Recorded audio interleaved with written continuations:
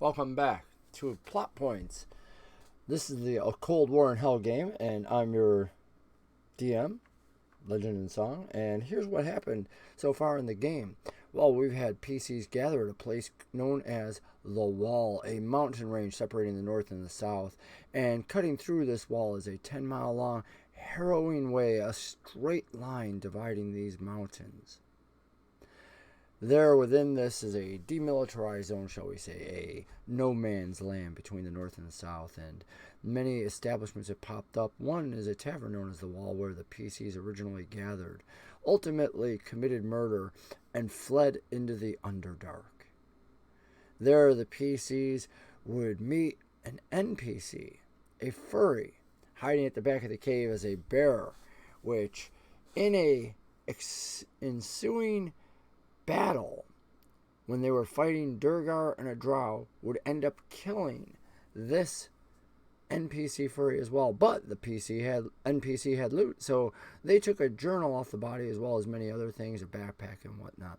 This would come into play as they got down further south, or further into the depths of the Underdark, where they would meet a godlike being, a reflection of bows. Summoned up by the Kuatoa, this god being would help defend the Kuatoa against the Demogorgon, who the PCs knew they could not defeat. The PCs hid as the god bows took out a drow magical ship, helped defend the drow, but ultimately was taken out by Demogorgon himself and drawn into the depths. The PCs, while traveling in this lake, checking out the bottom, Huxley discovered there was a city at the bottom and steps leading from the Kuatoa village down into it. This would have been a great place to travel as well as the boat, except for the fact that a magical tsunami, or some sort of underground storm, came and swept up all the water in the lake into the high cavern above inside the mountain, and then released it.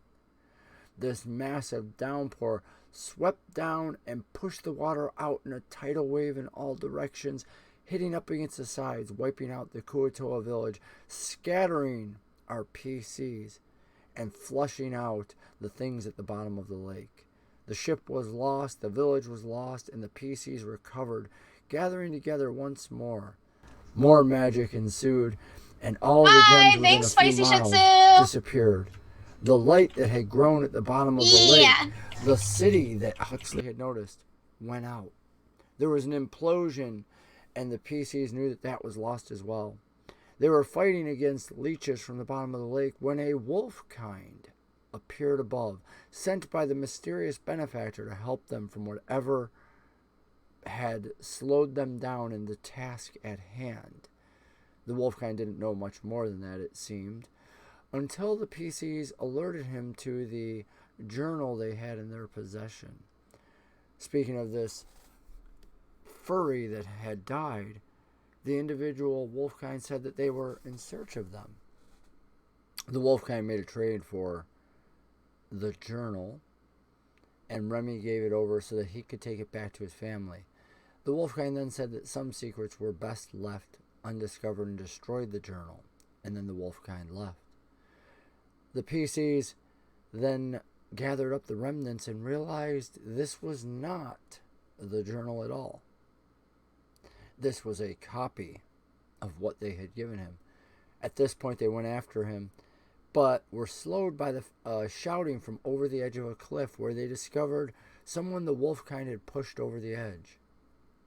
The PCs helped them up, and in the darkness, one of our PCs, Nerida, and then Huxley were robbed by a mysterious individual, another drow, in the dark.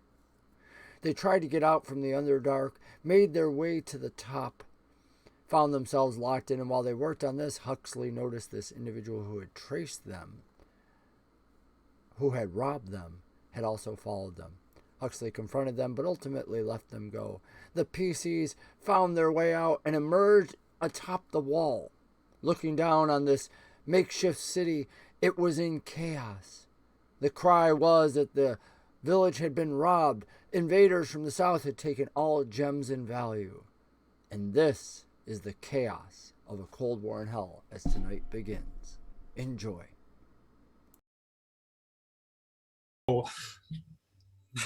Indeed, here we go. Hey, welcome everybody to another night of Plot Points. I'm your DM, Legend and Song, which you can't see on the screen right now. I don't know, I'll figure out why. As you can see, we have a couple players missing, which meant we had to mess around with our overlays. So I'm going to let Aathos start us off with introduction, and when he's done introducing himself, he's going to shout out somebody else, and we're going to go around while I try to get this all working right for us. Actually, I think what I'd like to do is that I'll pass this to Colton, and Colton, I'll get this at the end. So let me take the tail end. I'm like struck with fear because Daughtry just threatened 12,000 channel points. Yeah. And I think that I maybe came into one of their games on Sunday and caused a little bit of a ruckus. So I don't know why. I did like 4 weeks or 3 weeks ago. I did a Wild Magic Surge in their game, so whoopsies. I think we've all been doing it. Oh my gosh. Oh, so I'm Colton. I play Klaak, the Goblin Barbarian. I really enjoy playing D&D. I have ran a few Twitch streams this week. I bought a green screen. I set up my computer. I bought this thing that I have no idea how to set up, and it's going to take me forever because I have old man brain now. I have my mic set up. I have a new light that blinds me every time I look at it. I'm in my living room. My wife will be home to watch Survivor type stuff in a minute. I'm going to pass it to Stranger. That's all I have to say. I'm Stranger. I play Nerida, our swashbuckling Genasi, who lost her off last session.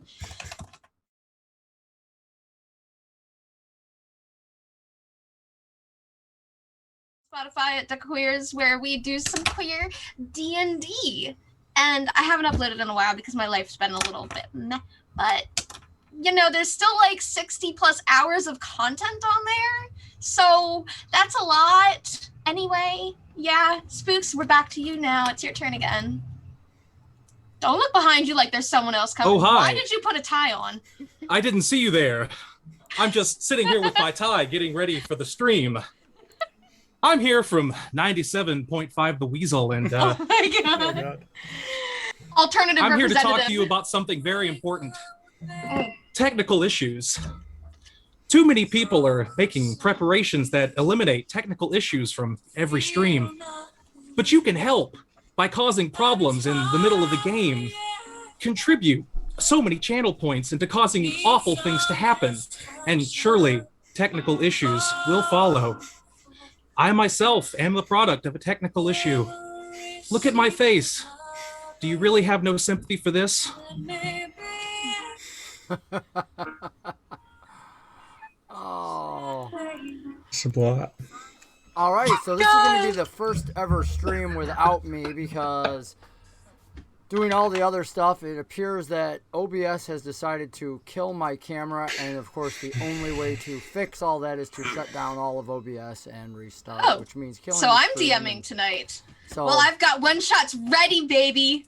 I will be the mysterious Ultimate control. behind-the-scenes voice. Unless, you know, I mean, our viewers want to vote, you know, and just have Nerida run things tonight, you know. I can just stand back I have and go plenty grab of breakfast. one-shots ready. It takes less than half an hour to build a character, but they're not like super short one-shots, so I don't know that that'll work. If Alex, who should be in a little bit later, we'll pull him in as soon as he is available. Kitty Doe says she's in a storm in real life and her connection's been interrupted, so unless she pops in later, and then we'll take a break and move all the cameras around. But otherwise, What is the I Deck wanna of welcome Many y'all. Things Thank you challenge? for being here tonight. Woo! I Thanks have for a that cheer, challenge Shade. now? Shade's already making things happen. Wow, starting right off. More chaos. Yes. All right. Things challenge, Contribute never mind, 2,500 to the We'll Do a One-Shot Challenge. 3,200 to a We'll Do a One-Shot Challenge. Oh my gosh. I guess I'm going to have to schedule a one-shot at this rate. Good golly. I've got plenty if you need inspiration. And one of the things that we were chatting about was the fact that I need to get some online indicators as well. So I will get some of those set up. I'm working with some other individuals to upgrade my Twitch understanding so that we can make that happen.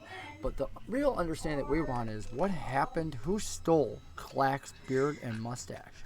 I stole my inspiration dice. I haven't used it yet. Are you missing an inspiration dice? I apologize. And I got one forever ago when we were all given one, and I haven't used it yet. There you you go. Your inspiration is back on Thank screen. you. So, now, picking up where we left off, no idea where his beard and mustache are, but I don't think his little goblin has one. I do have a question for Colton. Colton, what color is your goblin? I always thought he was like super dark skin, so either really dark green or dark like black. Okay, dark green goblin it is. You know, in the Eberron verse, most goblins are actually reds to yellows, and a few are green. So you are one of those rare few green ones. Maybe that's why you think you need to be king. I don't know. Yeah. That'll all be coming out in the moment and the Kingly days color. ahead. You know, stars upon thars and all that. Our viewers already know I gave a breakdown in the 5 minutes before, so they already know where the show is at, and we're already 7 minutes into it. So let's make things happen.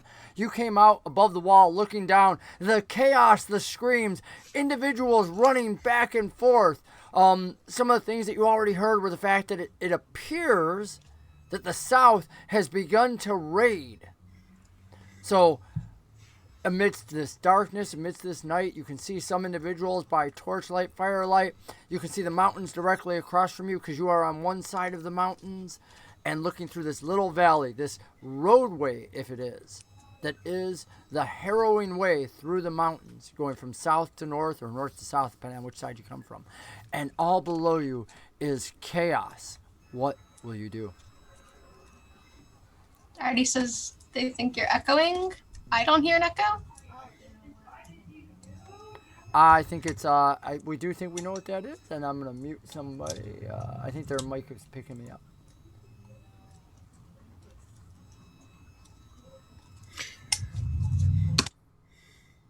Okay. So everything's in chaos, and Is that any better? Is my echo gone now? I didn't hear one to begin with, so it's up to Darty. Okay. Yeah, it must be Thank in you the for in that. the chat. Yeah. Thank you, thank you. Oh, okay. I figured it out. So this Saran is still with us, right? Saren. Yes, the young boy. Saren rap, yeah. Okay. You said something about everybody got robbed? Some disappearance? Is this what this is? Saren looks at you and says, I told you it's crazy out here. I don't even know what we can do about it. This is my family. Hey, maybe you should go back to your family, and we will figure out the rest from here. We'll figure out what to do with us. He's fine. He stops and drops his head for a moment, looking down, and you now recognize when he's chatting with this benefactor. It takes longer than usual before he puts his head back up and tells you, he says, the benefactor said that there was something else that I could do for you, and if you like, I'm supposed to lead you to the way beneath the wall. He stammers and stutters after trying to convey the message amidst all the chaos below you. Down below, Okay. I would like each of you to make a perception roll real quick, and let's see if you recognize a familiar face in the darkness.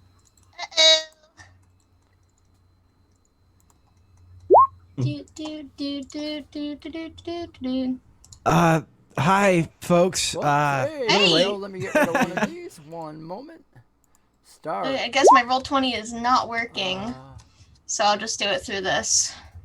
Hi, everyone at home. I'm super sorry I'm late. I had a meeting that ran way too far over than it should have been allowed to.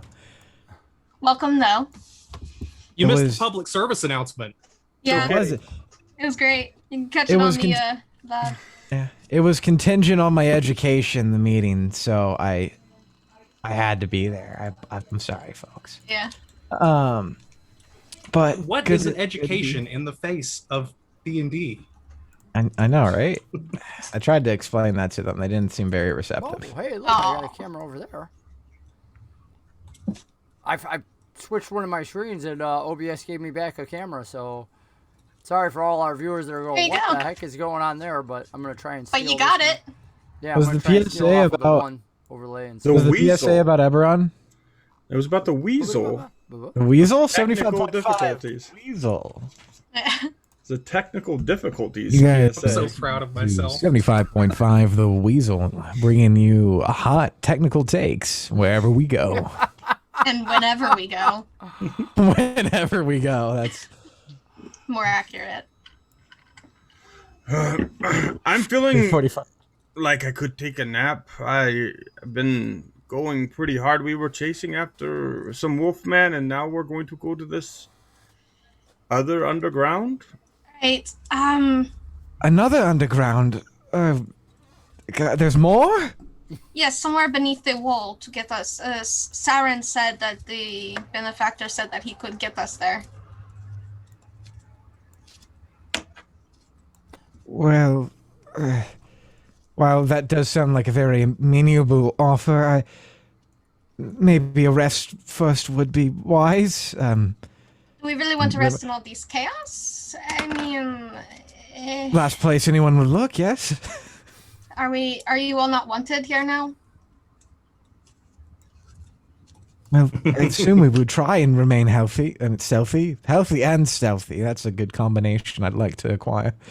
Do you think So that someone one at least. they'll climb into the parapet here with us if we slept here?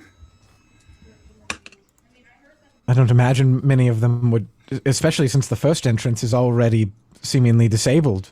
I don't think they'd make their way in here very easily now. How about this? Saran, you can show me, the others can start their rest, and I can come back here and meet with them, and then I will know when everybody is rescued. Remy, I'd like you to make a perception roll for me, please. Okay, I can do that because And my Nerida- Beyond 20 oh, just it's tripped. yours at 9, yeah. Wow, lots That of is a nines. 9. I am right there with Nerida. Klaak, you notice something. That amidst all the shadows running him back and forth down below, you see a few goblins. You recognize their dark reds and amber hues of some of them. These individuals are dressed in a manner that you haven't seen other goblins. These aren't the ratty, normal goblins that you see moving back, or even the city goblins, so often well-dressed, that work there and have grown up in the cities, nor are they the Girdar of the Outer Realms. These are individuals dressed in uniforms, it would seem, very dark black, and moving with militaristic precision. On the other hand, Aathos, you notice some individuals out in the water coming down the middle of the lane. There was a strong rainstorm earlier, and the water is still running off the mountains and whatnot, creating the roadway into a minor river, if you will, between the buildings. Moving along this river are some individuals trying to trudge across. Specifically, what stands out about these individuals is that they're hanging on to one another, and you have this strong urge that you've seen one of them before, but you can't remember from where.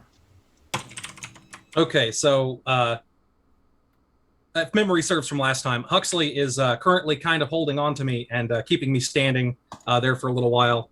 But seeing somebody who's tickling something in the back of my mind there, I think Aathos would probably try to stand up and stumble over for a second, falling down, wobbling about, clearly not steady on his gait for a little bit, and then pats Huxley on the shoulder, not really saying much of anything, but kind of goading him to pay attention, and just starts stumbling in that direction.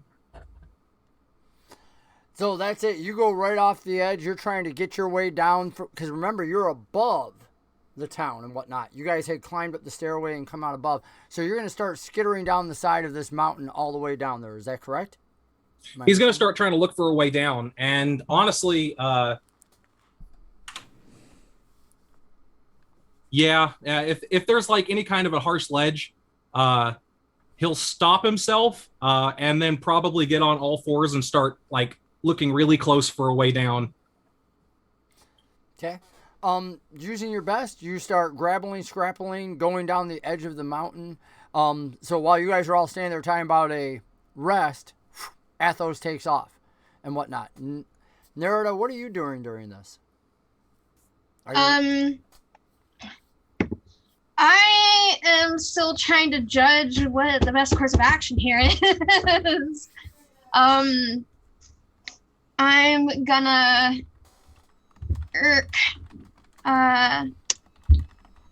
yeah, I'm gonna look at Saren and say, and then I guess I see Aathos kind of going down. Mm-hmm. I'm like, okay. I don't think, What is he supposed to do that? I don't still don't understand this construct's function at all. think so. Klaak, can you maybe help our Aathos not run away? Oh, can I look don't know around? his Is there name, anywhere do to I? tie? Can I look around? Is there anywhere to tie off a rope? Sure. Okay, and I'll tie off a rope and throw it over. Maybe this will help. You are going to the other underground there, you creature? It. I think in Goblin, Aathos will start speaking, and he'll say, "I saw something of interest. I have got some recognition. I need to go."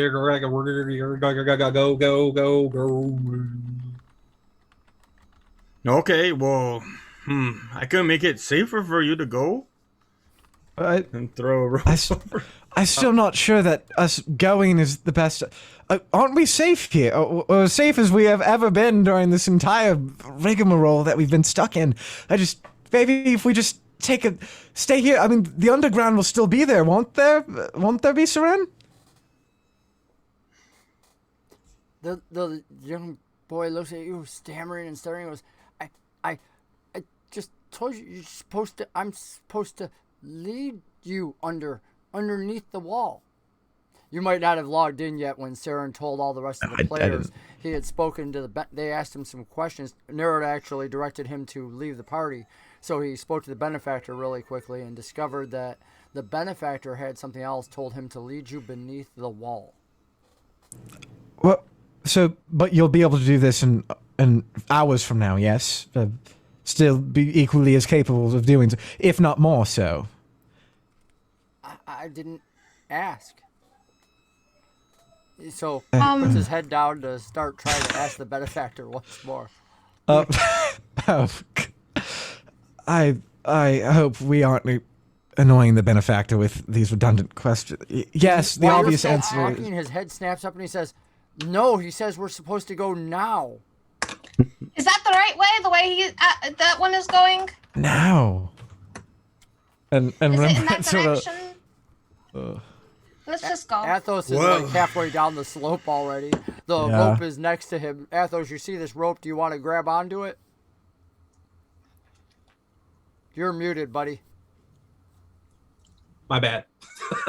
I'll look back up and make sure that it's tied off. But Klaak seems like the trustworthy sort. So yeah, I'll start trying to use the rope. Moments later, the rope goes taut, and you're working your way down. The wriggle. I guess we don't have much of an option. Just keep a low profile.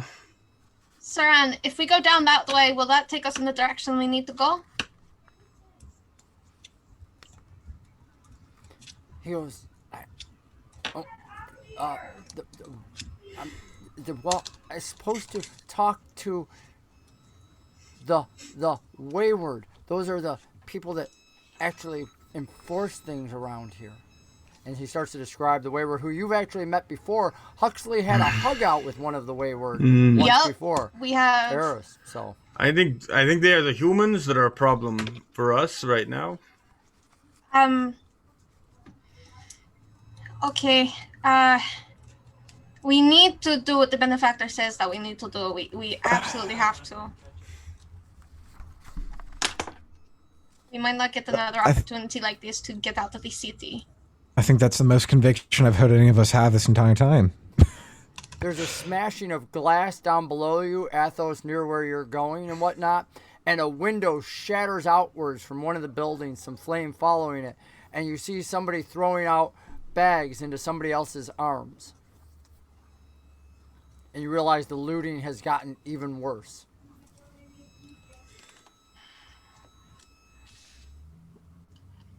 You're muted again. I know this seems kind of half-hearted about everything that just happened, but after noticing that the looting is beginning and the violence is starting to accrue, he scrambles back up the rope. Oh, okay, he's coming back. Saran, which way should we go? Saran. The young boy looks and he says, well, if we have to find the guards, he goes, I think we have to go down there. It's all of them. Why? Okay, but why would we have to find the guards to sneak out of the city? He says, well, the wall is in here, and this entire town is called the wall, and we're supposed to go beneath it. Hang on. And then he drops his head. Wait, so we're not just going beneath the tavern? No, we already did that. That didn't have anything. Yes, I know. It wasn't very nothing but- spacious. That's why I was a bit confused why that was the case. No, I think he means the wall, like the city itself, or maybe the wall, like the literal wall. Or maybe the guard. Oh, the guard are also called the wall at times, I think. They're called the Wayward, usually. Oh, all right. Saren puts his head back up, and he says, the Wayward can get us there. Okay. Or else the Wayward put people there. He goes, it wasn't really clear. What? Are you trying to... Whoa, Wait, that's very spook important. Are we nasty, going to really? a prison? He Okay. gave me the option. I went for it. Alright, random magic item will be popping up in this game. Not that I haven't had a bunch already in the game, but... I hope it's very, very cursed. That's my hope against Oh hope. my god. I hope for once something goes in our way. I wouldn't mind if we're going to go to prison. Instead, could we take a nap? Yes, I would prefer a nap over prison as well. Yeah. Could you ask the benefactor why it's so important we go right now?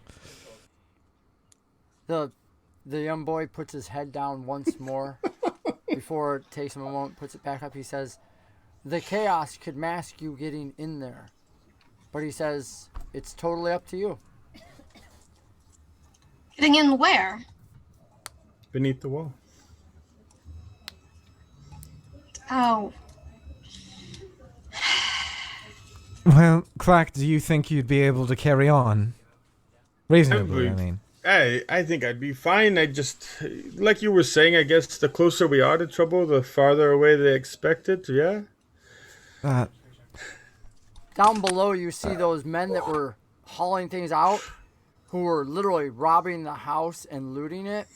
All of a sudden, some of the Wayward encounter them. There's a brief scuffle before they drop the bags, and some of these bandits run off. One has been killed and is on the ground. You're able to recognize from up above with this angle Aathos and two of his guards. You can tell by the way he motions them, sends them in pursuit and whatnot. And this Is one right of beneath those where you're at. people running away? Not the Wayward, but the criminals? The bandits? Aathos has sent two of the Wayward in pursuit of the bandits. One bandit is Far away down is and that Aathos bandit? is staying there. How far away is the bandit that's running from us? Probably a couple 100 feet at least. Because you're up high. 100 feet. Okay.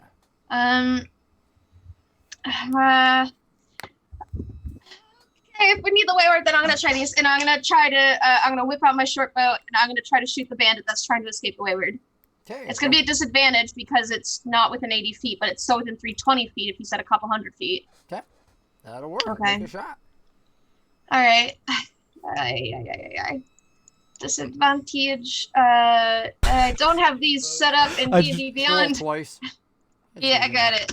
I just 1D. I just want to say, we were suggesting resting, and we ended up getting into combat, which is beautiful. I love this. 16 at disadvantage for the bandit. Beauty. Your arrow shoots off into the darkness after this individual as they're running away.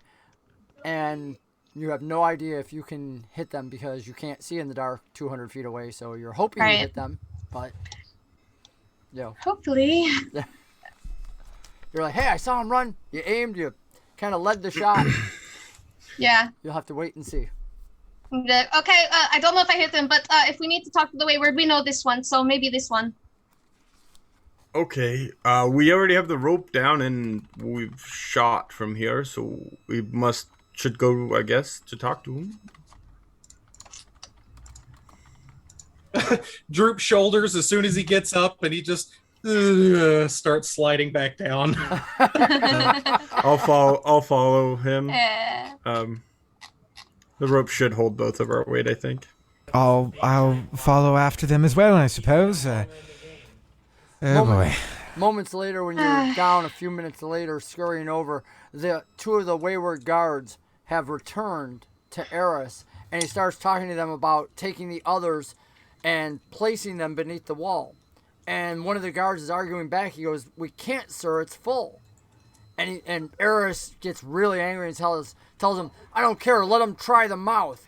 And the two other guards kind of like, "Sir, are you serious?" He goes, "No." He goes, "Get him subdued." He goes, "I don't care." And as he's starting to talk about putting them in the building that's on fire right near him, the roof collapses. He goes, "But not in this one." Then he looks over and takes notice of all of you. And immediately you can see the anger, the agitation, and he draws a blade. Now his other two guards already have theirs out. Really? Why am I getting punished? Why am I getting disadvantaged? That's cruel. Wow. Cruelness to me. Okay. I don't see a single bit wrong with this. I don't understand. Sir, I think I should talk to you. We need to go beneath the wall.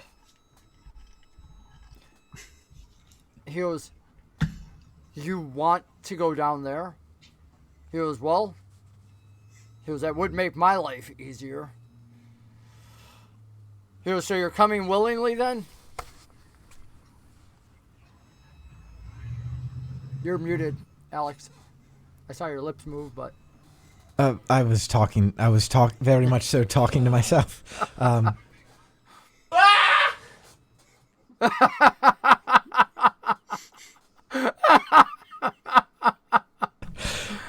on a moment. I think there's a goblin nearby that I have to take care of very briefly. That's not Klaak.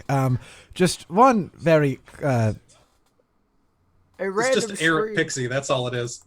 There's a random scream throughout the night. Thoroughfare. One of many. Once you guys all agree to go along with him. Oh God, are we agreeing to go along? Yes, Oh God! I'm gonna look at Remy. Well, here goes nothing, I suppose. And he'll look towards the man and say, "I suppose we are." Tells the others, he goes, "All right, get your manacles." And they're like, "Sir, we've already used them." And he goes, "Gods." While they're distracted, I'm gonna start sneaking daggers on my person into hiding places. You know, as you're doing that, now you still have this big ceremonial sword with you as well that you got from the furry, don't forget. I'm not trying to hide that one. I'm just trying to like put a daggers. She's like, whoop, slip, slip, slip.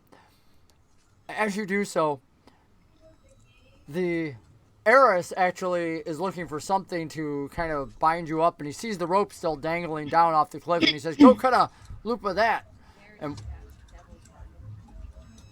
oh, I gotta give Nerida a devil's bargain too. Oh my gosh, they are like so going on everybody's side tonight. All right, this is a good thing though. I think maybe the public service announcement might have encouraged some point spending. I don't even know what a devil's bargain is, but yay! Devil's bargain is a D4 that you get to add to a dice roll. Oh, okay. I get a D6 for mine. That's why it's a devil's bargain. Oh.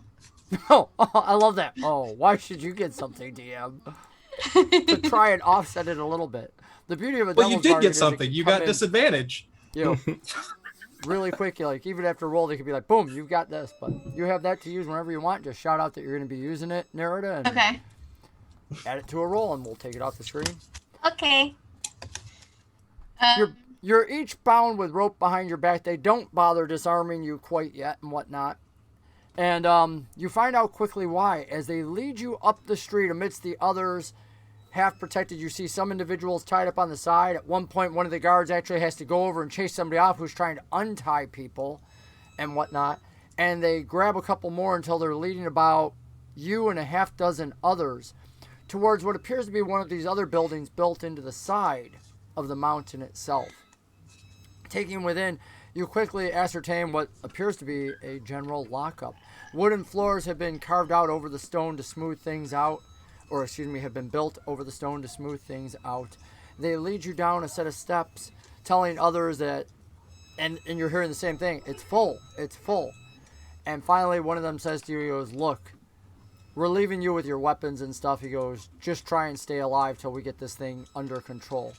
And you can hear the voices before you actually get there. There's some torches on the wall that line it up, and this appears to be at the bottom of the steps. They open one set of gates, lead you through, lock them behind you, go to another set, open this up, and there's a massive room, and it is pretty much packed with people who are angrily shouting. And in order to get them to stand back, they actually light this torch that's on the wall, and when it does, the light that comes out from it is this off-colored red and seems to shoot out beams of light, and it's a what do they call it? Bullseye lantern type effect that shines through the bars, and as it hits people, you see them back off as if it's painful, and it gives them enough room to open the door, and they open it up, pull it outwards and whatnot, and then tell you good luck and push you in and whatnot. Now you're still tied up and whatnot, and then they close the door and close it behind you, and you're in this room with at least 50 other people, and it is pretty well packed. You immediately feel the effects of this red light upon you, and it starts to burn your skin. But just as quickly as they shove you in and lock the gate, they turn off the bullseye lantern, giving some space for the mob to kind of push back against the fence. And immediately they're pushing against this, and others start immediately trying to get at you. Now, Nerida, I'm going to give you a free advantage that you might have cut your bonds on the way down here. So give me a sleight of hands check. Yeah. Because you had those daggers put away, and I'm all about giving player empowerment. Sorry, but did they also lock Godfrey in? Yes. In the We're going to say locker. Godfrey Okay. slipped in with you. Okay. Did they 23 get? on sleight of hand. And Do we have Godfrey's not Silas tied up. with us? Nobody wanted to carry the dog. Wow. So, yeah, as soon as you go through, your hands are free. They were already cut. You just had them together to kind of go along with all this. And, yeah. Because you slipped that dagger up there. Well done Yes. for slipping your daggers away. And so I don't know what your first moves are. I mean, you're in this mob, and you're about to be bum rushed robbed. Anybody that tries to get close to me, I'm gonna be like, Oh, Hold it's my hands Pat. up. They're close to you. So, I mean, Oh, unless then you I'm wanna just gonna start punch stabbing somebody. people. What's that? I'm just gonna punch somebody. Punch somebody? Okay, Yeah. make an attack roll. Oh, here goes the prison brawl. I think. Oh That's it. gosh. Hopefully somebody has Where's Tavern Huxley? Brawling. Huxley has the bar fighter thing, doesn't he? Doesn't he? Yeah, Huxley, who's not here, right? I know the one night Kitty's not here, and it's like, yep. 18. Right. I say, nobody fucking touch me! And I just punch the nearest person. Bam! That's right not in a the member of face. my party. Blood comes out from their nose. Yeah, no, it's not. Yeah. So this person staggers backwards, and you get an immediate advantage on your next intimidation roll.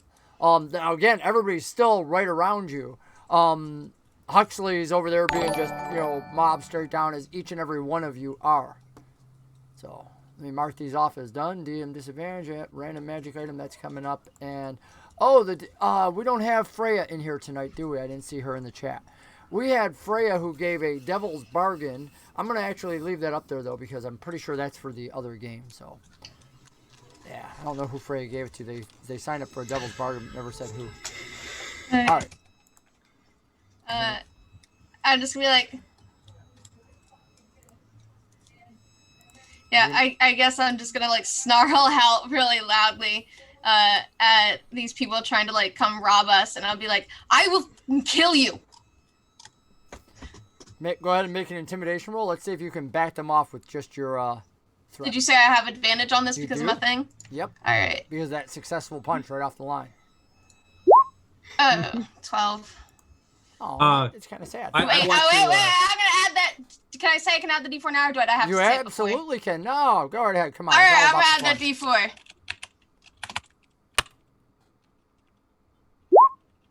D4. So Becomes a 14. 14. Can They I add see- some plot points to that? Sure can. What would you like to add to it? I'm going to make it a flat 20. Woo! So we'll take Yeah. 6 from you, make that a flat Mhm. 20. And while they seem like they want to, You with the dagger still in your hand, the threat, and a little bit of blood all over the other guy's face. Yeah, they back away from you, but not all your friends. I rub it against my face, and the blood's on my face, and I'm gonna try to cut Remy's bonds. Oh, God! I'm being stabbed! Oh, that's much. Thank you. I'm gonna start cutting the bonds on Klaak. And then on Aathos, and then on Huxley. Klaak is already, Klaak, I need you to make a opposed, you were dragging your giant sword in your clasp hands behind you like a huge tail, and one of these individuals had tried to grab it from you, so go ahead and let's make an opposed strength roll, and I have disadvantage, unfortunately, so... Can I use my inspiration, too? You most certainly may. And this is just a flat strength, right? And just for giggles, tonight, after you roll yours with your inspiration, I'll roll mine on... Oh, wait, no, I can do it on camera. Yeah, there we go. Can I do character roll up? just a flat strength, right? Yeah, because you can't really use your athletics because your hands are bound and whatnot. So it's literally just you're hanging on to this thing. So you got a 15. A 15. And I get... What is that? I'm gonna keep the That's a party 7. going. Okay. She's like, I'm gonna, yo, don't even bother. I roll against it. We're good. Keep your points. All right, so no, okay. you literally see these guys, two guys grab onto this sword and start pulling it away, dragging the goblin away who refuses to let go of his sword. And it's only after Nerida hacks through Remy's bonds that suddenly she's able to rush over there and free Klaak's sword, changing the entire angle because now he gets into athletics. And a moment later, Klaak, how would you respond to these two individuals taking your sword and dragging you off with it? Are they humans? Would you like them to be? Or are they? I just want to know what they are, I guess. Sure. I think the answer should be They're yes. nasty humans, yes. There are no goblins here. Other than you. If you all don't want a lot of your blood spilled, I'd settle down. We're going to take you one at a time or all together. We don't mind. And I'll try to intimidate again the room. You can. You're speaking a very nice voice to them, threatening them, and go ahead. Let's see what you do with it. And can I add 15 plot points? Oh! Did you already roll? You can. No. I mean, you want to add them in advance of rolling? That seems. Yeah. So I got a 21. He knows his charisma score. That's why. Wow. Literally, like, they have the sword up, you up, and perhaps it's the calm manner in which you tell them, perhaps it's the strength with which you're unwilling to let it go, perhaps it's the fact that you have a bunch of pointy teeth. Whatever it is, the one guy lets go, the other guy can't hold you up, and suddenly the two of them are backing off, and they're kind of getting shoved by others. And now you have full swing with your greatsword if you want on anybody. And there's opportunity attacks if you would like. Do you want to take any of those? Or just like let the intimidation stand? I'm hoping the intimidation stands. That's cool. I'd imagine a lot of them would stay away from Klaak too because of the porcupine coat, right? Yeah. That's right. Like he at least has his personal space. All of us are proud of him. I'm looking for Godfrey and Saran. Well, Godfrey's probably nearby. Godfrey is I'm right just making next sure to they're not him, carrying your dog growling off. and whatnot. That's actually interesting. Because I hadn't really thought about the fact... No, because his last command was actually to chase down Nerida, so he's under just watch and protect, and nobody's actually accosted Remy yet. So, yeah, no, he's not going to do it. He's just standing at his side, kind of like watching all this because nobody has actually accosted his master yet. Aathos, on the other hand... I don't even know what belongings you've got on you as they start going over you, because you look like the drow still, correct? I believe so, yeah. But I'm going to let you know, the only thing I have on me are leeches. Moments later, and I'm going to give you a couple plot points for that one. Moments later, as these guys are like going all over it, and somebody's whispering about how she's magic and all this other stuff, and then somebody starts to scream, and you realize these people start to think they're cursed because as they've started fondling and touching her in inappropriate places and trying to rob her, they're coming out with leeches on their hands and whatnot. Enjoy they're screaming, and there's mass panic, and as people are scattering, trying to get away from you into the walls, you hear some some other people screaming. You notice that there's a space at the back of the room where people are purposely trying to stay away from. And they're above some of their heads in the light of these torches that are outside. There are no torches inside where you are. The torches outside. You can catch the top of what appears to be a green figure on the wall. It is a massive demonic face towering above their heads, and nobody's trying to get... They're trying to purposely stay away from it. And you all have passive perception high enough to hear some of the people talk about somebody fell into this and whatnot. Aathos, you have successfully got them away. Let me get you a couple plot points, and it's up to you guys. What are you doing next? I'm looking for Saren. I would like to pull off leeches and start putting it on people who are trying to shy away. One for you, and one for you. Martha Stewart of leeches. You. Oh my. As Aathos starts going around literally like fishing beneath his own... You guys can't see. It just looks like he's putting his fingers into himself and pulling out leeches from the illusion that he has and whatnot, and then putting them on people. They're screaming, and I mean, like, you know, people are starting to curse. They're saying drow and evil and curses, and it's really raising the agitation, and there's not enough room for people to get away. It's not like they can run around to try and get away from him. They're pushing into people, and some people have already fallen to the ground, and they're starting to get walked on and trampled. It's getting ugly quickly. Aathos, it might be best that you not do that. We don't want to make these folk any more agitated than they already are. Yay! Their city is on fire. He slumps his shoulders and he kind of walks back. Yay! And Remy will kneel a bit down by Godfrey and just like make sure he's okay, and then say, "Stay by me, all right, boy." And that'll be it. Tilts his head, looks up at you, and literally pushes his metal body against you. Good enough. I miss bows. Me too. So can I go over to Nerida and kind of nudge her and point over towards the big demonic face and kind of just be like, should we go check that out? You know, motion towards it. Saren, who's tucked in behind all of you, I want to get to Remy's response because he asked, hears you asking about that and says, "That's the way. He said there'd be a demon." And he says it kind of like quietly. He's really staying next to you guys because he's small compared to all these other individuals in here. And these individuals that are in here, some of them are citizens from up there. Some of them clearly appear to be mercenary type, adventurous type, bandit type. So there is a mix in here. You also recognize some of the red sashes and the brown outfits from both the north and the south. Yeah. And they're not getting along either, so this is just a chaos pit ready to explode. Do I know this demon? Can I do any kind of religion? Because first thought was that it's Merkelbleth. I had not thought about that because of your unique background. Make a history check for me, please. I had not considered that, Klaak. It's not a good chance that I'll be able to do it. It's a 6. Sure. Who was it you mentioned? Merkelbleth, the great, the defiled one. You're right. That's exactly who it is. You Good. know it. We'll be safe. He'll guide us to the right place. I couldn't believe this. Really? Well, in that case, I suppose... He breaks all chains. This will be great. We can do this. Okay. Well, if you say so, Klaak.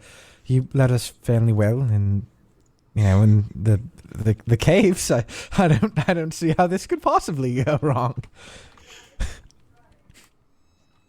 How many plot points to have Godfrey bark a no in response to that? He's your character. No plot points at all, man. That is your minor NPC. Oh, you control him. So Godfrey says, "I don't see how this could possibly go wrong after that." And Godfrey just goes, just starts barking. You know, maybe howls a bit too. The only thing I get with Godfrey is the 103, which twisted him a little bit. That's where I get to step in. But otherwise, he's yours. That's your pet.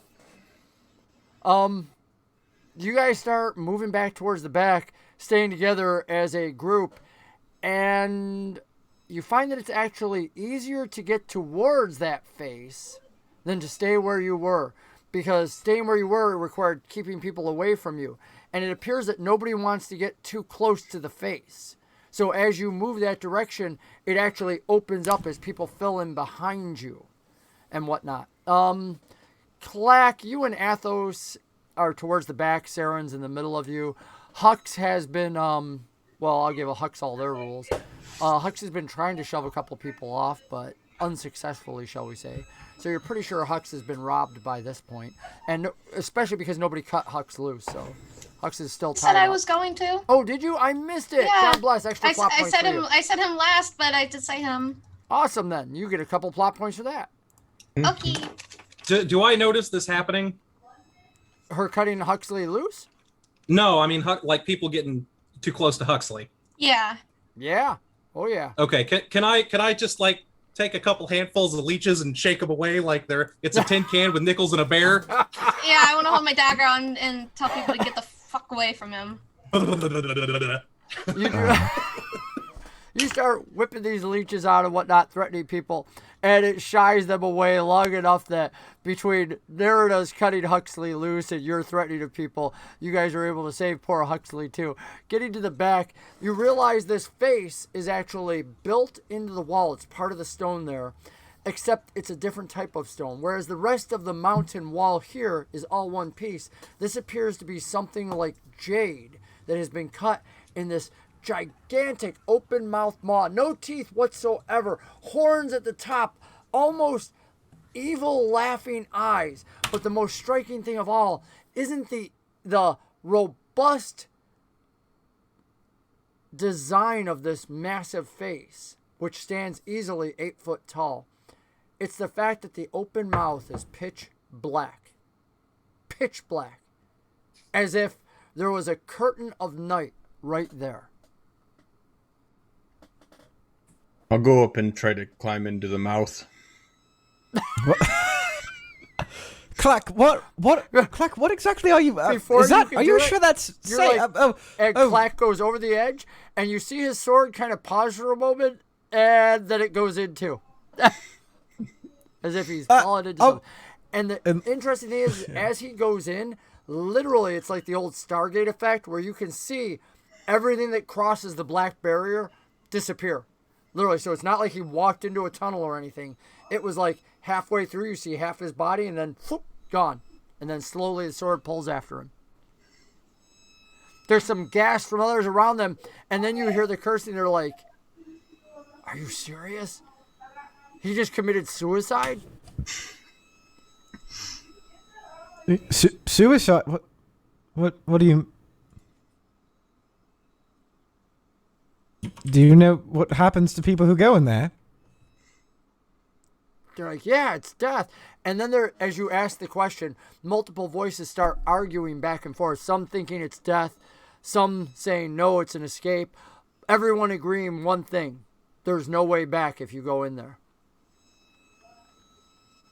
And then Eris's words come back to mind. Let him take the mouth. Oh, right then. Well, we've lost our goblin. I'd prefer him not to stay lost. He'll look at Nerida. Shall we? Ladies first and all that. Saren, is this the right way? Are we supposed to go through this mouth? Saren looks and he goes, "He just said a demon. I guess. I don't want to die though." If you'll look at the roll 20, this is what I'm imagining we are climbing into.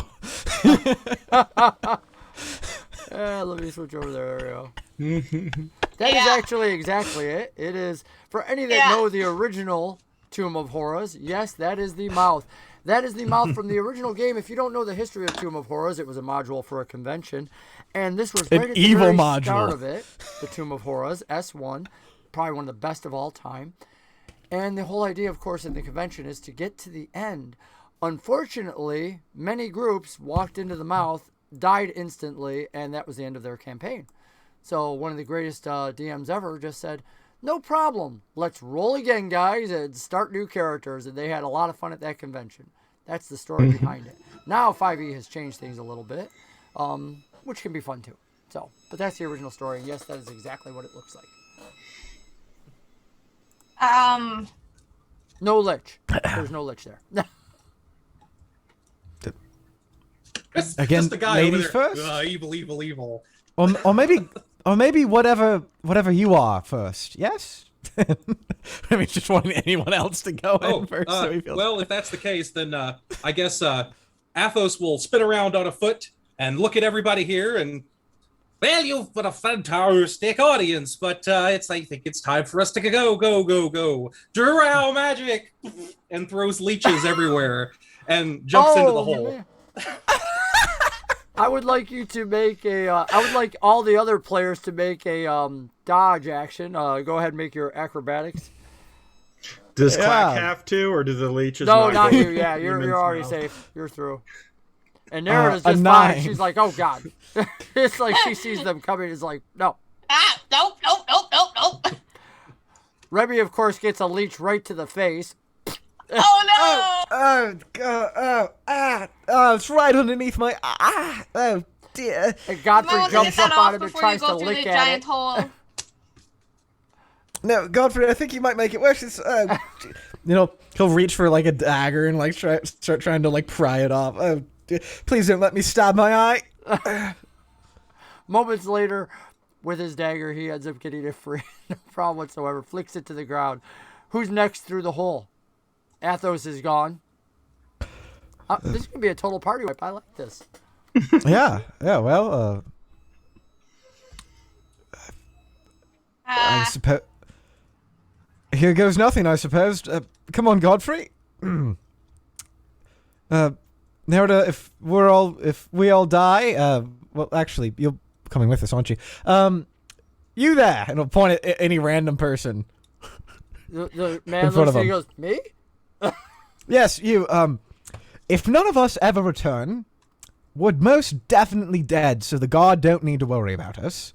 But also, maybe say nice things if there's a funeral, yes? If you leave me your dog. And with that, Remy will scrunch up his face, turn around and say, come on, Godfrey, and walk straight into the thing. You go into it, walk into it, and just like all the others, dead silence. There's no sound, no ripples. Godfrey stops at it, looks, and starts sniffing. And then kind of like, almost like there's a pull at his neck, like a leash, kind of puts his paws up on it as if his head were being pulled in, and then kind of jumps, half leaps, falls into it afterwards. I like that. Good image. Leaving Nerida. And Huxley. I thought of Huxley, but I was purposely not saying it. I'll give you another plot point for that. Because I was like, I'm not saying Huxley. Nerida and Huxley. So what are you doing, Nerida?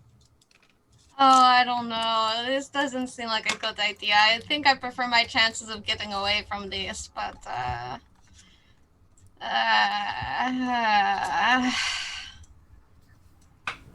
Huxley's like, I'm sure it'll all be okay. Yeah, sure. Why don't you pray to your god and ask him that?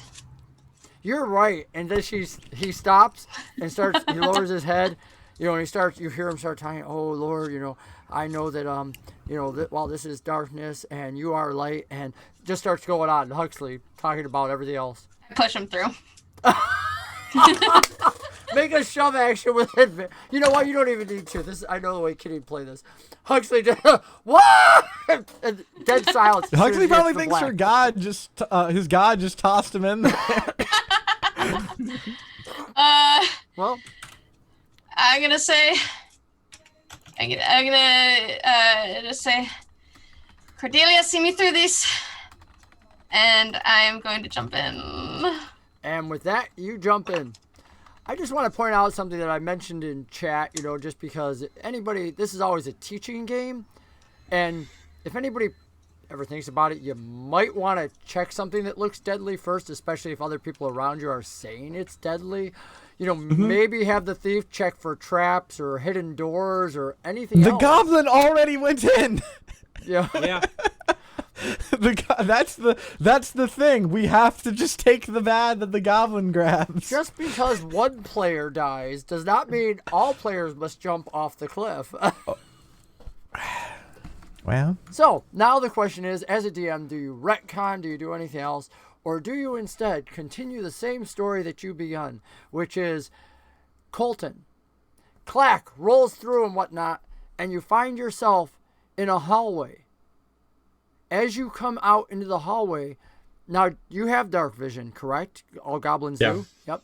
So you can actually see the excellent stonework here. And you also see debris all over the floor as if people have been throwing litter and other things. There's quite a bit of minuscule, even some minor weapons, clothing, shoes, all sorts of garbage and debris that broke your fall as you climbed through. This doesn't look like where he would stay. Why would we come here? And I'll start looking for clues about what's going on. Why I'm not in the afterlife with Merkle Boath. I don't know why I thought everybody would want to come with me, but okay. You're looking through all this. One of the most interesting things... Klaak thought he was gonna die? Well, I'm going to, God. Yeah, what? My God, why wouldn't you go to your God? I would like you, if you would for me, Klaak, to start off with rolling a d20. Okay. We're going to have a series of rolls here. I was going to roll in Twitch chat. You can roll dice in Twitch chat? I thought maybe. It's a 7. Ah, okay. And then would you do me a favor and roll a d8?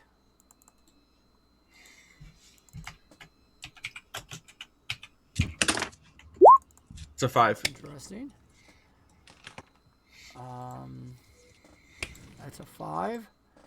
And then would you do me 1, 2, 3, 4? Go ahead and roll me a d4, please. 2. As you're going through all these different things, one of the weirdest things that you find in here is about half your size, and it's a round brass orb with an eyeball in the front of it, and it's laying there, and as you're moving it and other things, the eyeball moves and rotates towards you, and the eyeball looks alive. The eyeball's like the size of your goblin maw. It's huge, and it has what appears to be one broken arm and another metal arm and 2 legs, but other than that, it's not moving, but the eyeball is following you, and it's in with all this other trash. Can you speak? And I'll kick it. It looks at you and it says, this one speaks, this one speaks, this one speaks, and as you kick it, it rolls over a little bit towards the eyeball. This one speaks, this one speaks, this one speaks. It must be a bose of some sort. Are you good at anything? Yeah, can you read for me? As it sits there on its back, eyeball face down, the words are somewhat muffled as it speaks into the ground a little bit. You're not very helpful. And I'll kind of try to prop it up against the wall for itself, again, where it can see. As you prop it up against the wall, you realize now, moving it by hand rather than just kicking it, that there's a small panel that appears to have wires sticking out of the back of it. Almost like somebody had opened this thing up and been messing with it. Inside, you notice gears and wires and other things. I think I'll need Huxley for this. And you're just saying that when the next person comes through which is not Huxley, it's Aathos. Aathos, you hear him asking this. Now we can fast forward to everybody coming through, or you guys can role play this out. It's up to you. Aathos? Oh, I'm out of leeches. He He gets up and dusts himself off, starts looking for Klaak in Can the you darkness, waving around. You there? Do you have Huxley? You can you be Huxley? Bing, Huxley. Okay, you help me. Come here. Beauty. Oh, that is beautiful. Oh, keep this rolling, please. Oh my god. So Huxley I don't think I have any light at all. appears to help lost him. because Huxley can't see where you are and is trying to find. And Aathos, unfortunately, it's slightly difficult terrain with all this trash on the ground. So I can't see either in the dark, so Lesser Huxley is now stumbling around on this difficult terrain in the dark, trying to find his way towards Klaak. When the I'll grab next some- person comes through, Okay. I'll start grabbing some of like the cloth and putting it into like a pile. okay, easy enough. Cloth, boots, other things, just as you start shoving it around with your sword and this. And as you do so, you realize also you found a dead body piled under one of what you thought was just a group of clothing and whatnot. It appears to have been here a long time, mostly rotten, somewhat chewed on. We won't starve, Huxley. That's good. The voice appears to Well- have moved. I'm just here to make some friends. That's what Huxley would do. So Huxley's referring to himself in the third person now. I believe the next person through was Remy with your dog. Yes. Yes, so Remy goes through and then Godfrey sort of falls shortly after and sort of brushes himself and says, oh, dear. Hello? Am I dead?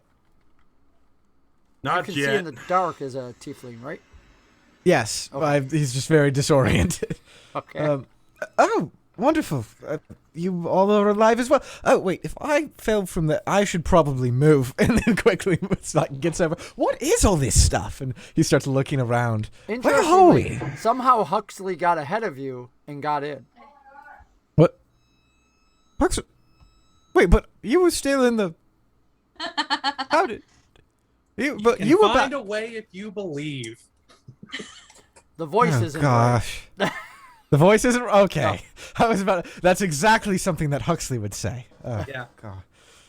Maybe it doesn't even phase him. And when I'll the voice start is using. I'll try to use my tinderbox to light the clothes on fire.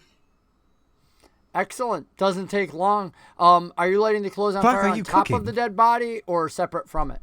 If it's in the pile of clothes, I wouldn't have distinguished it at all.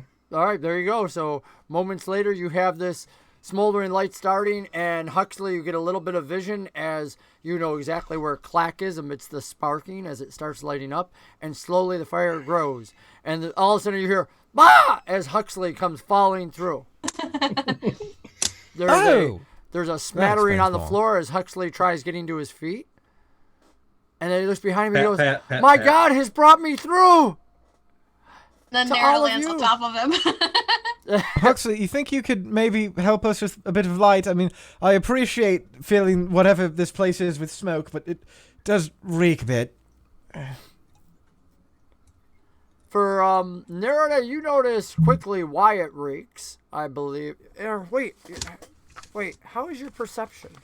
My perception's garbage. We keep making Investigation. Investigation I keep making good. mistakes. investigation I'm the is rogues good. With really high perception. That's why this time I was think like, it's Huxley that has really great perception, right? Yeah, I gotta get over to my little cheat sheet here. Huxley does My- have a really good passive perception. 14 or Bose is something. gone. Yeah, my Bose was passive the is one killing. 9. Bose Come on. noticed everything. Yeah. Bose was like Mine's only almost 15. automatic. He was insane on his. So, I land on Huxley. I just kind of roll off and go, "Oh, what is that stench?" Huxley, there's a problem with this thing. It's a baby Bose, I think. Huxley comes over, walking past all of you, and looks at it and goes, "Oh, it's metal. It's a statue." And then it starts talking. He goes, "This one can speak." Muffled underneath. You have it again propped up now and whatnot, and the eyeball starts moving, looking at you all. Another construct, wonderful. And Remy will walk over after hearing the bows thing and sort of maybe push Huxley to the side and say, and sort of kneel down and say, "What are you?" And Rembrandt will actually start looking at this as like an artificer, trying to figure out like, is this some weird creature? Is it, is it something somebody made with their hands? And he sees the wires, maybe. He goes, "This one is lesser monodrone 5398," and it starts going into this long string of numbers, which takes like literally almost a minute while you're looking at it before it finishes. What? And then it says, "This one can speak." Wait, did you? Oh no! Oh no! Oh, that's no OC. Oh no! But oh no! Oh.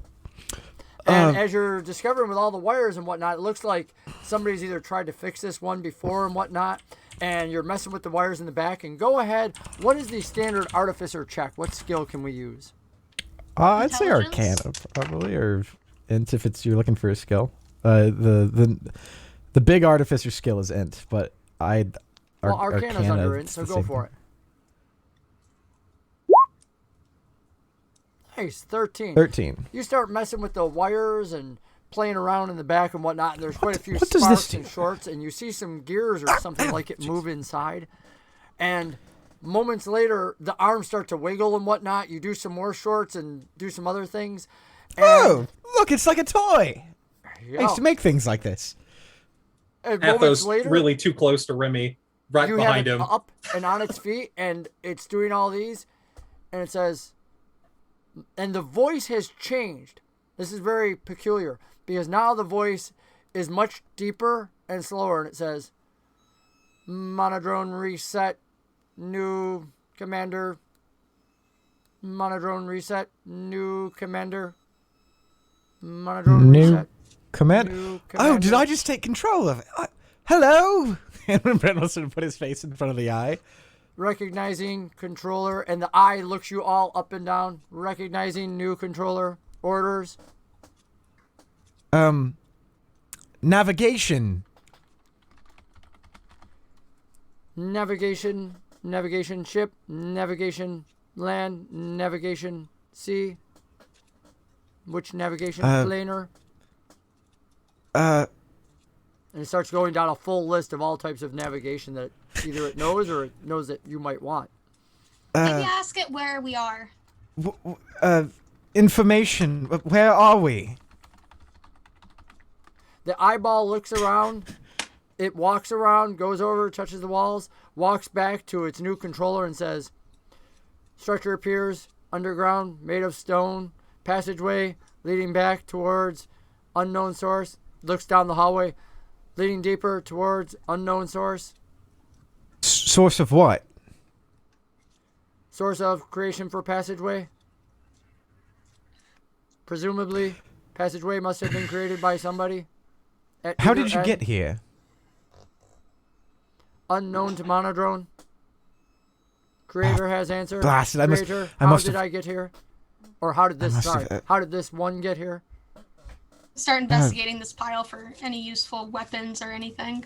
You find multiple small knives, daggers. You also are going to get some coins as you start searching. It's going to take about 10 minutes or so, so you'll be doing all this while others are doing it. And then as soon as I get done with all the conversation, remind me and I'll give it to you right here. I don't... God, if only I had that book. That's all I'm thinking right now. If only I had the book. Yeah. Oh, gosh, I know what these are too. Okay. Well, okay then. Your function is to be of assistance, Monodrone. But that's a bit of a mouth. How about we call you Monty? Designation Monty. Reset. Yes. Monty. Monty it is then. Well, Monty, are you able to produce light? Produce light? No. Monodrone can what? perform specific functions according to its abilities. One hand functional, 2 legs, walk, visual, create speech. And all of a sudden, as it says that, your mind starts echoing loudly with Monty's voice as it starts projecting its thoughts into your own. and it is deafening. No, stop. You can stop. Stop. The voice silences instantly. Thank you, Monty. Tell you what, how about you just stay with us for right now? Maybe put that eye to use in those arms and maybe see if we can find anything useful in this pile of junk. It walks over with its one hand and starts lifting things and moving things, and you notice that Nerida's over there searching. Huxley is too. What about you, Aathos? What are you doing? This whole time, Aathos has been really too close behind Rembrandt, watching him tinker with this thing. Like if there could be heavy breathing, there would have been. He's like, look, it's my little cousin. Yeah, Rembrandt, you made a friend. Yes, I did. Do you do you know what Monty is? Have you seen something like this before? You both are constructs, yes? Looks at him confused. Who's a construct? You, I presume. I am? Huxley says from across the room, well, he sure isn't me. Even though he looks I don't like think him right I'm now. me either. Well, then what are you? Well, I don't know. What are you? Well, I'm Rembrandt, a tiefling. And you made a friend. Well, I didn't. Someone else obviously made him. I just wait. I probably shouldn't say that very loudly.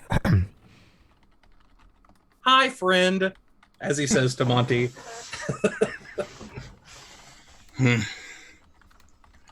Now that I've got like a sufficient fire going, I'm gonna go just start walking down the hallway to try to check out what's going down. Trying to see what our layout is a little bit. Okay.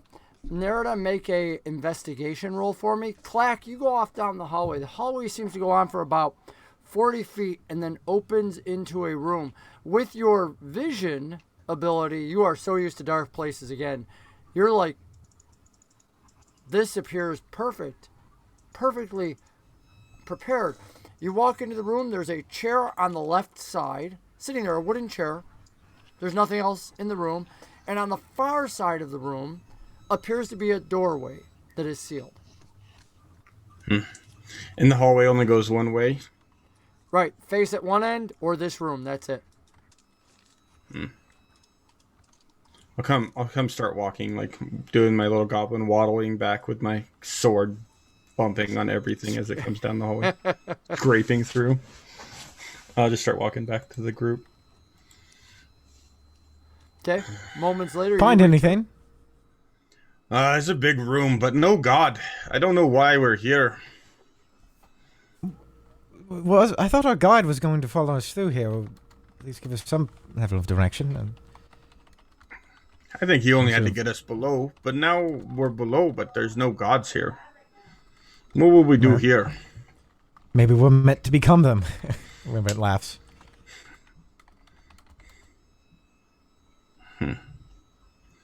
God King. I like that. As he's laughing, he says, Monty, you know anything about gods down here?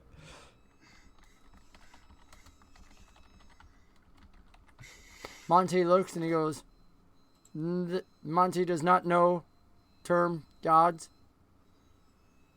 Yeah, I suppose that was left off of... Really? No? Well, I suppose he'd start questioning why... I really need to stop bringing these points up. Controller has not identified gods. Don't worry about them, Monty. Maybe Huxley can tell you about them sometime. Huxley is very excited to come over and start speeching him. Although Huxley does ask, he goes, so I'm still trying to understand why my god would leave poor Saren behind. Well, I'm not exactly... I thought he would follow us, seeing all, we were his only companions. It only seemed natural that he'd come through with us. I'm gonna push the boy through. What's that? Probably. I said I should have pushed him through. Probably would have been wise. I am getting punished here. Oh, man. It's happening to me again. Now it's Wolf's dad is striking at me. Dude. Chat does carpe diem, seize the DM. Yeah. You know, I should change that to carpe diem. That's beautiful. I'm going to give you some plot points for that. That's funny. Maybe we can find some clue of what we're meant to do down here and all of this, and then go on to the next room. And Rembrandt will go back to looking for things with Monty. He wasn't really actively looking before. Then he'll probably, since he sent one construct out to search, he'll tell Godfrey to look for anything that any supplies or any materials. Godfrey. How many daggers did I find? Knives, they're not really daggers because daggers would be stronger and bigger, but these small knives you can secret away and they'll do basically 1 to 2 points of damage each, and you can secret them over your body, and 4 of them. Some of them are shanks, some of them are just little spikes and whatnot, but in your hands they become pseudo-deadly weapons. So 4, 1d2. Okay, I thought you said that I found some daggers as well, so I was curious how many. Go ahead and put down 2 daggers. I like it. Thanks. Sure. I might have, because I was trying to imagine what prisoners might have put through there trying to get in. And well done, Wolf's Dad. We have now disadvantaged the DM. My gosh, we've had magic items show up. We've had all this. So the hallway leads to an open room. What are you going to do? Do you want to try and go back through the black mouth? Having investigated, since you guys went all over, you realize that even touching the black mouth on this side appears to just be solid stone. I'm gonna go down the hallway. What are you using for light source as you leave the fire behind? Probably just like, are there sticks lying about, stuff like that? Sure, we can find something that'll burn for a little while. Maybe not as long as a normal torch, but you can get a little something out of it. All right, I'll take that. I have torches on my person, I think, but I'll just take that and light it on Klaak's fire and start heading down the way that Klaak went earlier, if that's the only way to go. It definitely appears that way. And you end at the room. The monodrone, not the modron, the monodrone that is with Rembrandt appears to find nothing else and is seeking its controller to give new orders. Aathos, what are you doing? Well, okay, so just to try to get this in my mind's eye a little bit better, we came into this room through the mouth, and that's all part of one room. There was a hallway that went down to the other room that Klaak went to, correct? Mm-hmm. Correct. And in the room that well, I haven't been down that way, so I don't really know, but there is a room down there, and so far as we know, there are only 2 rooms. Correct. Okay. Aathos will sit down. He's kind of bushed. Okay. Right down right where you're at in the middle of the hallway. Probably right close to where the fire's at, so that way he can at least see stuff. All right, so you sit down next to Klaak's fire. You watch the others go off. Remy, are you and Godfrey staying? And Monty? Well, did I or Godfrey find anything or spot anything of interest? I know the monodrone didn't. No, you found. okay. It appears that Nerida's already picked through this pretty well, unless there's something that you would consider a normal item. If any players want something normal, I'll answer whether that's here. But most of this is going to be debris that's been thrown through, and then the body, which had some. Any sort of like cloak or anything like that? Any sort of like outerwear? Absolutely. The remnants that are burning now because Colton started them on fire over that body did have some stuff on it, which Nerida was quick enough to get some stuff off of. But yeah, there's some burned clothing there. But besides that, nothing. No, there's nothing that was on a dead body. Okay, nobody tried throwing through just a cloak on its own. Remy will go into the next room then and follow suit and tell Monty to follow him and say, come to the next room and then stand by for more orders. But yes, let me know if you see anything potentially adversarial.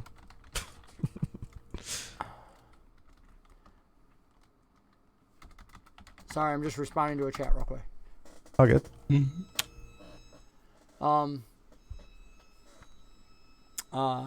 let's see. Boom. So that's done. All right, so you head down to the room. Athos, you are taking a short rest. And if I'm the only person who's left in the room, though, if everybody is leaving, then he would follow. But Huxley as long as stayed there's with at least... you. That's fine. Okay, yeah.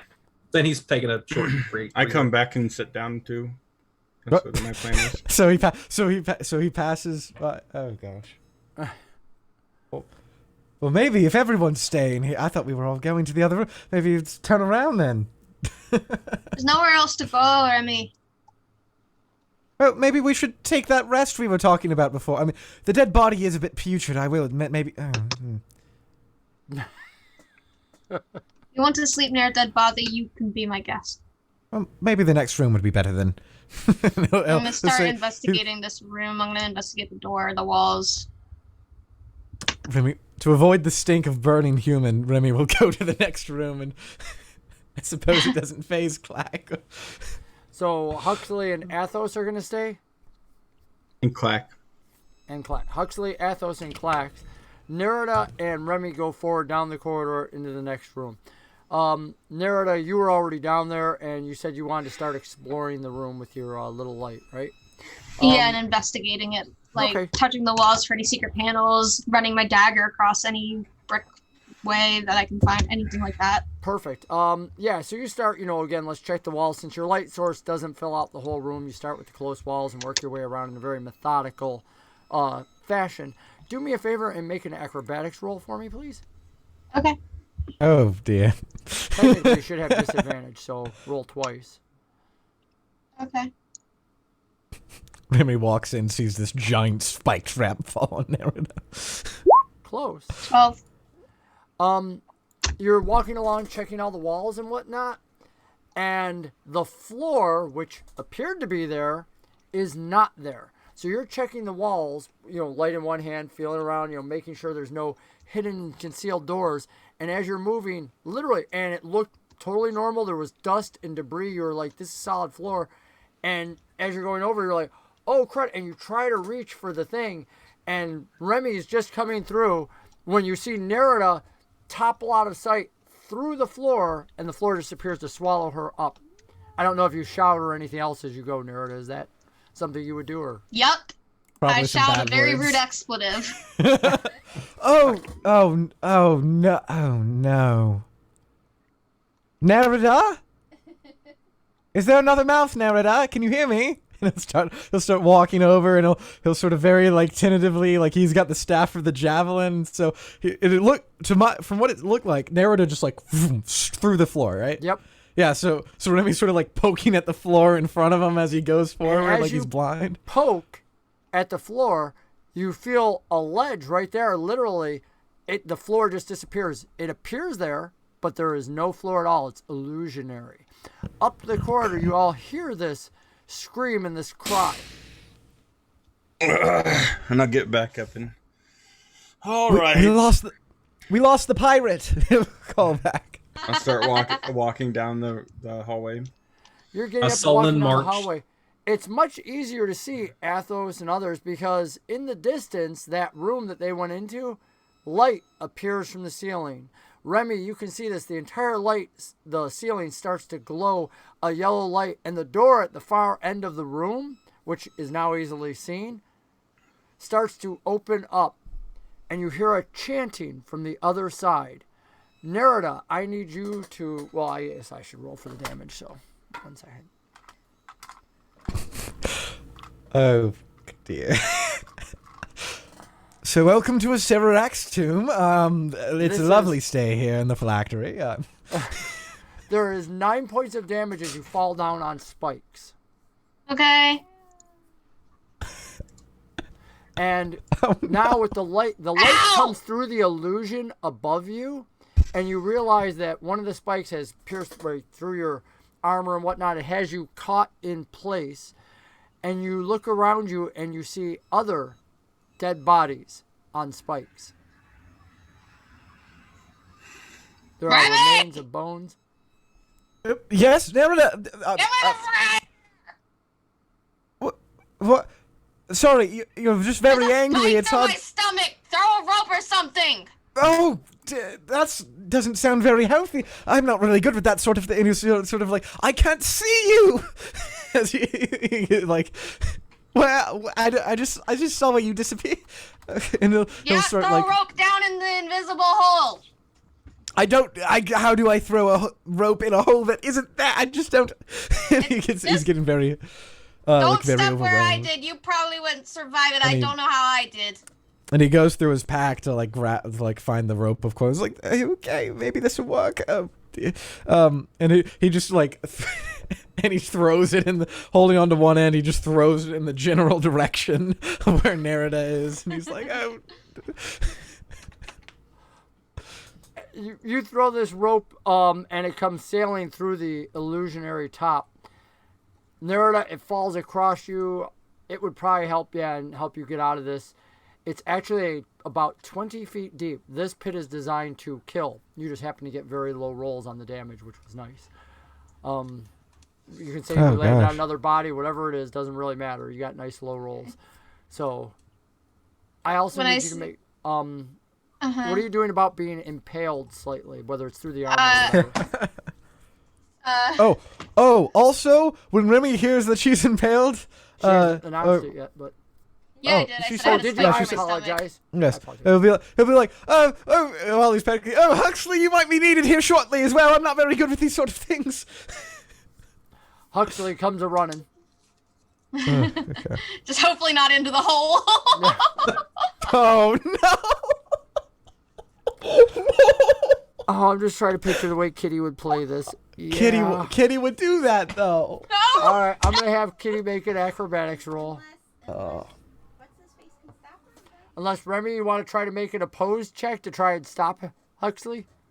I Make a mean, shove? he'd try to stop her, but that probably just means I need to make an acrobatics roll. Yeah, make a shove. You do it athletics. Even better. Oh, 15. I got a nat 1.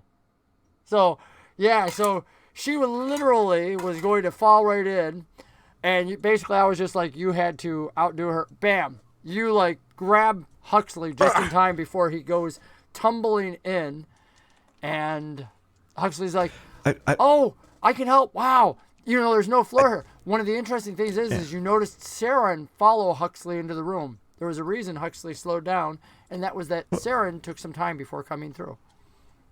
Well, glad for you to finally Huxley, actually, and I like to imagine Rembrandt actually like stepped to the side and like pulled out the rope and sort of clotheslined Huxley with it. It's like, here, hold this instead. Just let's not go any further. You just hold on to this. And all right, now when Nerida tells you to stop pulling, you should probably stop pulling or brace yourself at least. They follow the directions instantly. Huxley's like, okay. Huxley like grabs this like super straw, like ready to pull, do whatever you say. Klaak, are you gonna help? Yeah, I can help. I'll walk over that way and start pulling up the rope. I'm gonna if I see the rope, I see the rope, I'm gonna look around for anything useful, anything interesting down here. What? Your Loop spike- first Well, on impaling. partially yes, but mostly do I see any I want to see any thick wads of cloth or shirts or something that I can rip off. There's a body within reach. You could try to grab that part. You know, it might be a wizard or a robe or a monk or maybe one part at a time. You can't really tell because it doesn't have a hat that says wizard or anything. You know, it's just bones and it appears to be robes. So maybe he was a cultist. You know, chanting away. Grab the robe and pull it off and start. What I'm gonna do is I'm gonna have it a little bit over my stomach and a little bit around my back, and as I kind of pull myself up the spike, I'm gonna immediately just start wrapping it. Okay. Immediately you start pulling it around yourself, and as you do, I would like you to make a Constitution check. For me, I please. figured. She's like, yep, spikes. They're bad. Oops, that was not Nice. supposed to be at disadvantage. That's fine. I don't think. 18. You're good. Okay. Yep. Always the first roll. Yep. Boom. You get this wrapped around you. Some blood comes out as you do so, but with your con check and whatnot, you manage to avoid the other effect, only taking from unimpaling yourself 1 point of damage. That's it. Nice and low. So just, Veracine! you're bleeding a little bit, and moments later, the other two have you pulled to the top. And you notice that Stumble Saren's and in just the room lay with there, them. and I'm just like laying there. I'm like, don't go down there. And just spit up some blood. All right, who is the double healing for? I see. Oh, I think that's just on whoever gets healing next. Another double healing too. All right, so we got 2 double healings coming up. Yeah, it's supposed to. I should have a line. You're supposed to be able to put that on the next person that either receives it or not. I'll have to make that change. I have a quick question. Yeah. Everybody's helping Nerida out of the hole and everything. But you said something about that there was chanting earlier. There is coming I from noticed that open door. And do I see what's making that noise in the door? You cannot, unfortunately. There is just the sound of chanting, and it appears to be getting closer since you don't have to make a roll since you're actively checking for it. It has gotten louder. I'm going to... who's probably the closest person next to me? Let's say Klaak. Okay. I'm going to go up to Klaak and tap on his shoulder really obnoxiously and quick, just super fast, and motion towards the door and say in Goblin, danger, and then go over in that direction. I want to be flush to the side of the door, and I just want to wait and see what comes out. Klaak, you notice something immediately. When he says the word danger, he says it in almost the exact same dialect that Vraknak had spoken to you in on the ship. You haven't heard anyone speak this before. I'll get my sword ready and just like stand my ground right where I'm at. Everyone, we might be in for it now. And I'll just like watch for the door, like what I can see. Huxley looks at you and says, "We're supposed to go in the pit?" No, Huxley, help Nerida. Aren't you a healer? Oh, yes, I can do that. I don't know that she actually has. He has any. No, we're all healings too left. tired. And 1 second. Does he not have any? No, Does he we're not all- have? I'm pretty sure he we're was all out. burnt. We've been burnt for... Yeah. Yeah. Quite some Looking at the time. sheet now. He says, Does he have a healer's kit or anything like that? that I believe he does. Let me just double check. Woohoo! No, he doesn't have Hopefully we one can- listed, No but healer's that's kit. also... Oh. I know the player, though. Delivery. The player tends to usually carry them. I don't think the player put it on their sheets. Yeah. They don't have all their items listed in. But I know the player, Kitty, tends to always carry healing kits for the short rest because you can't get healing points back without it. I have a quick question. How many plot points would it take for Nerida to find a healing potion in the cloth that she had just pulled off of her body? More than you have. Oh, Because we don't interject magic items with plot points. Viewers just can, like, curious. there's a Modron, but now, what you would say is, like, can there be anything to help healing? And there might be, like, a healer's kit that you were just asking for. Yeah. So when you leave it more general, it's like, well, there can be something to help. okay. And we can go from there. And you know what? We're just going to give you that one. No plot points at all. Freebies today, since you guys have already chosen to skip the short rest and go into the villains and get. We didn't mean to skip the short rest. She fell in the pit. So. Trying to look for a way to open the door. So yeah. I found as it. Nerida rolled into this, self-sacrifice. You know. You don't get to Whoa. specify, Doherty D&D, what the magic item is. The word random was written in there. Random. It actually means you don't choose. However, because the party really needs one, random is a healing potion that Merida finds rolled into the thing. So that's the randomness that is happening right now. That's so. It's almost as if the random things for DMs aren't always random. What? Random. So, That's so speaking random. of which, I would like Nerida to do 2 things. Are you taking the potion right now? Are you drinking it? Do I know for sure it's a healing potion? No, not until you taste it. You can taste them and find out. 5e rules made it super simple. You no longer have to identify. Just give a tasting. We're assuming you tasted one before, so.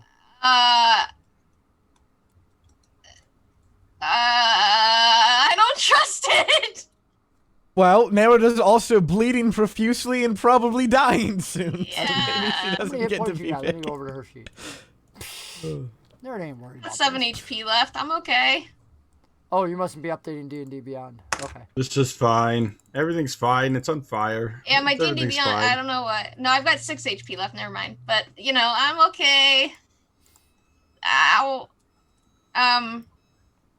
Shit. Yeah, I guess I will, like, very carefully just, like, dip my pinky in it and just give it a little lick-sees to taste it to see if there's a tingle on my tongue of poison. You make a taste and your tongue tingles, but not in a bad way. Feels Okay. nice. It's thick, oily. Quaff, quaff, quaff, Castor quaff. Castor Castor oil doesn't oil. make anybody better. Oh my god. Yeah, I It's just guess lavender oil. It's gonna taste awful if she downs it all. Yeah, I guess I'll just, I guess I kind of have to. I'm just gonna chug it. I told you guys, essential oils do cure all illnesses. It's Wonderful. just have to be in I would D&D. like you to make a D15,000 for me, please, because this is considered magic. Yikes. The Okay. DM turned me into a newt. But on the bright side, there was another wild magic surge, and I coincidentally, rolled you really got that. high. 14,291. I rolled really high. Is that a good thing? We're going to find out when I look at the table. Jesus! Oh, and I need you to roll a D6. It's actually a D3, so you can just type in roll D3 if you want. 3. You got a 3. What a surprise there. All right, well, hang on 1 second. You get 3 heads. Oh my god. Wow.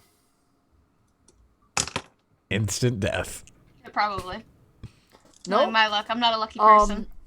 You gain a full 14 hit points, Okay.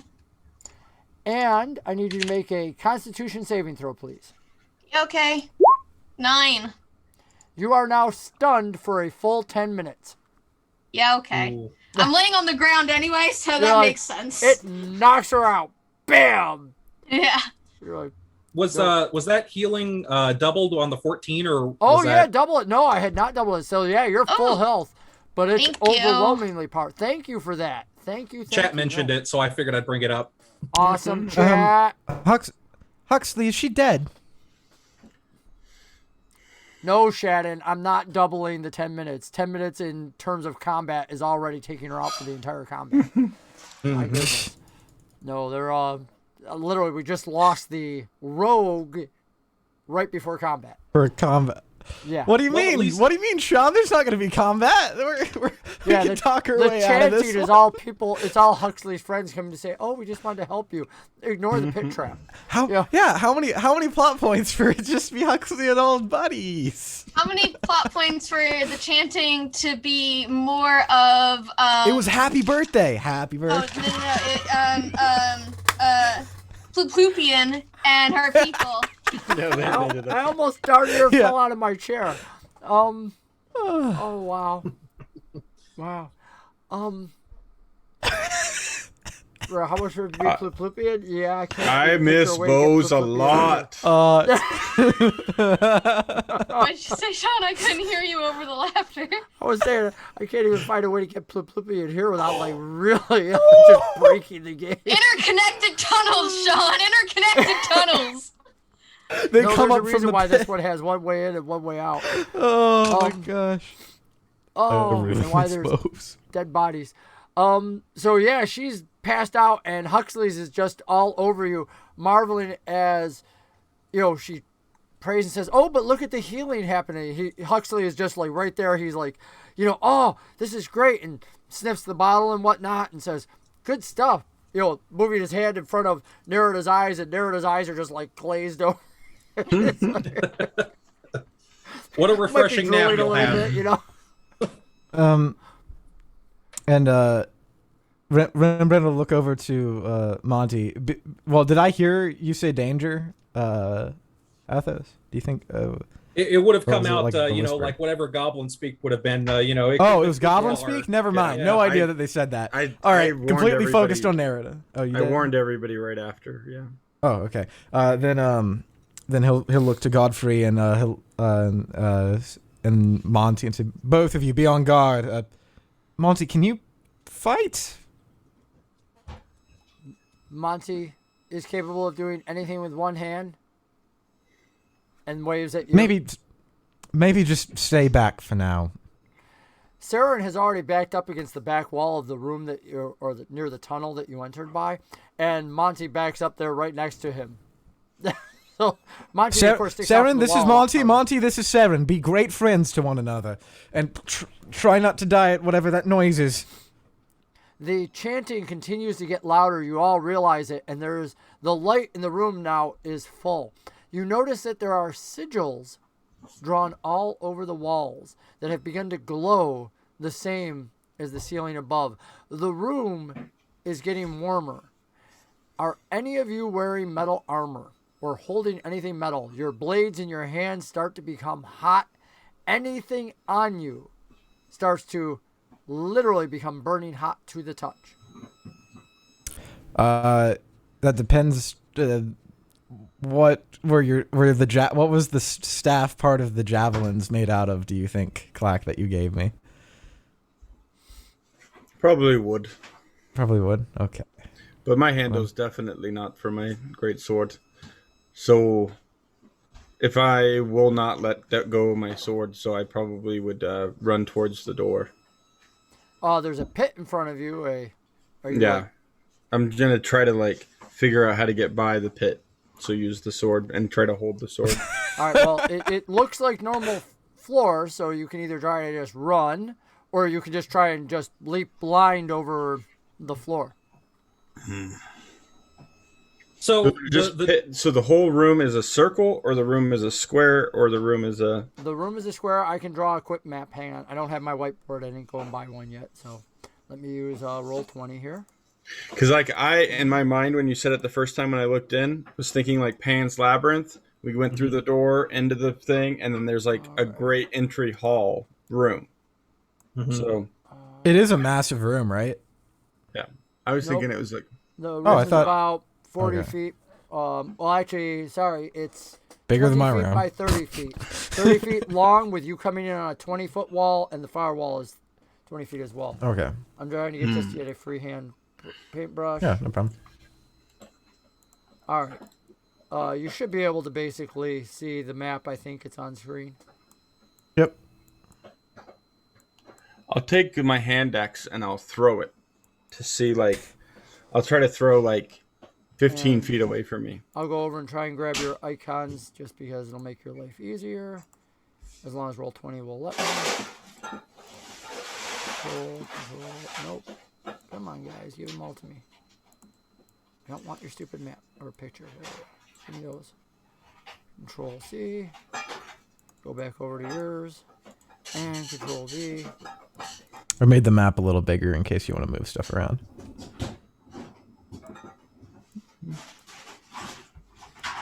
There you go. The X is where Nerida fell on the ground. You guys can move yourself. It's not to dimensions again. It's 20 feet wide by 30 feet long. I just sketched something out. We can always make your... in fact, you guys can make your tokens smaller. That way the room is kind of closer to the 20-foot thing. There you go. Perfect. Except for Nerida. She's huge. Nerida drinks giant potion. She's not only stunned, she's giant. All right, so there you go. Thank you. Thank you for that. I'll give you a couple plot points there, Alex. Appreciate the help. Hey, do we have any music going on? Because I didn't log in and get music this week. I just realized that. We've been playing the whole time and never... I've just had my own music going in the background, but I don't have anything running on Sirenscape. No problem. So, sorry, chat, for not having music in the background. Yeah, heat metal. Durham, you are absolutely right. Heat metal affects everything. There is a scream, and it's from Saren, who was told to make friends with Monty, and unfortunately was touching Monty, as Monty has now become this glowing red-hot item. Interestingly enough, as I said, Aathos, you have a serious problem. I need you to make a con save at disadvantage as your cloth exterior starts to catch fire. or starts to smolder at least. So my dog is made out of metal and And wood. wood. Yep. We haven't given you stats on Let's him yet. I see. have a couple ideas written down. We do need to roll that up, but I will let you use your roll and make a con save at disadvantage for him as well. Okay. That was a natural one for the first roll. Did the golden crits do anything about that? Yes. A golden crit Okay. can override something that's already been rolled and turn it into a nat 20. It is the only thing that can affect a nat 1. Plot points alone cannot. I think since I'm not sitting at a lot of HP right now, and this might just wipe me out if something happens just immediately, I'm going to use a golden crit to turn that 1 into a 20. Okay, as you do, you start to feel yourself warm up, and you feel part of yourself. Maybe it's the leeches that are frying and burning inside you. Those are the puffs of smoke you realize. Your cloth and everything else seems okay. The leeches burn, but they don't light your cloth on fire. You feel yourself getting hotter by the moment, but it's almost like a willpower, a tension as you seem to be fighting this inside you. For the moment, no damage whatsoever. You are good. And then I need to go over and look. And Remy, you rolled a 1. That should be a 10 from Godfrey. I did a con check instead of a save on that first roll. Okay. So a 10. And Godfrey starts to whimper a little bit, as if uncomfortable, and starts rubbing his nose and snout against the ground, scraping it against the metal. The chanting now appears to be probably less than 20 feet outside the door. It's loud enough that you can begin to hear voices, and the light in the doorway has grown almost as bright as the light on the walls and the sigils. Huxley has had no success waking up Nerida. Yeah. How loud is the chanting now? Picture a choir walking down the hall when you're at college, and you hear them singing in another room, and you come out of classroom and you hear it. It's Christmas time, and they're up the hallway. So okay, Remy now will they're just a couple classrooms up. Remy will try and use thaumaturgy to make his voice just very loud. It's like, stop! You're hurting them. Please stop. Ooh. Make a persuasion roll. That's interesting. Alrighty. Can I use 10 plot points? I think that's all I got. You most certainly may. Actually, I had to give you a couple anyway, so you'll still end up with 4. But Okay. I'm gonna add an additional 5 to that. That's a 20. okay. Dirty 20. You say this, and the chanting stops completely. And then one voice starts to speak, and another seems to join it, almost as if all these voices were trying to speak in concert. And it's really confusing to tell what they're saying at first, until finally comes out and says, "Are you the wizard?" It seems to be repeating.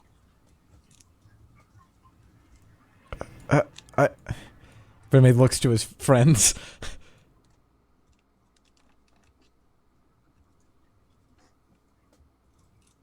Am I the Say wizard? you're a He wizard. whispers. Say you're a wizard. Don't say you're a god. Was that what Aathos told me? Yes. I'm a yes, I'm the wizard. But I am no god? Pass the tests, and you too may come before the greatest and ask your secrets. Those who Right. fall forever. Nerida, I would like you... Well, actually, you know what? We're just going to give it to you because you were already down there. One of the things that you noticed when you were impaled on the spikes, and I told you about the other bodies that were impaled, you didn't see a floor. Okay.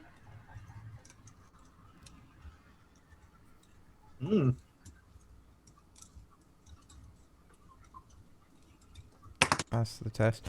Well, it seems like that's stopped for now, at least. Siren, are you okay? I heard you scream. Sarah's like, I burned my hand. burn. Oh, Told that really he's struggling right now because his hand is really burned badly. And I never heard the answer. Other than Aathos, are any of you wearing metal? Nerida, do you have metal on you? I mean, your swords and your daggers are all burning. Oh my gosh! Can't do you're anything stunned. about it. Wow, she's taking.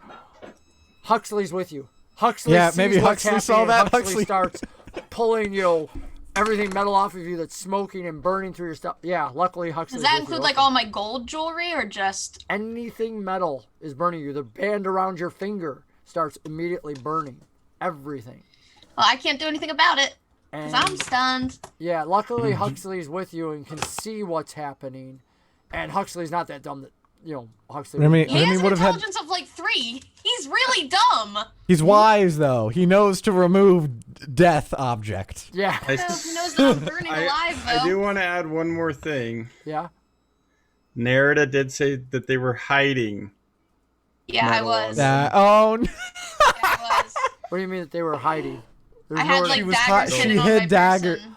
Like she Yeah. was doing her best to Okay. to not let it be visible where Huxley's her gonna have metal. to dig. Fair enough. We'll give a Huxley modified. didn't know I did that. We're gonna modify and do all the little. Yeah, because Huxley wouldn't know. Yep. All right. I like that. I'm gonna give you a couple plot points either way for taking the damage. Ooh, snap! I just lumped them all together into one, but I only gave you one roll. But it's a max roll. Hold on, dice explode. 11 points of damage as these things start burning through you on all your hidden, because you have so many tucked away, all these little objects. These Thank goodness she got daggers that and healing points. pot. Yeah, all the shivs. Yeah. I'm just gonna Now- round those plot points up to 70. It's like, give you something great. Hey, you figure she's sitting on 3 golden crits. She can literally just like nat 20 some stuff. Yeah. Luckily she doesn't have any death saves. So, yeah, like they start burning, and that's when, because the smoke starts coming out, and even though you're stunned, you're conscious, but you're stunned.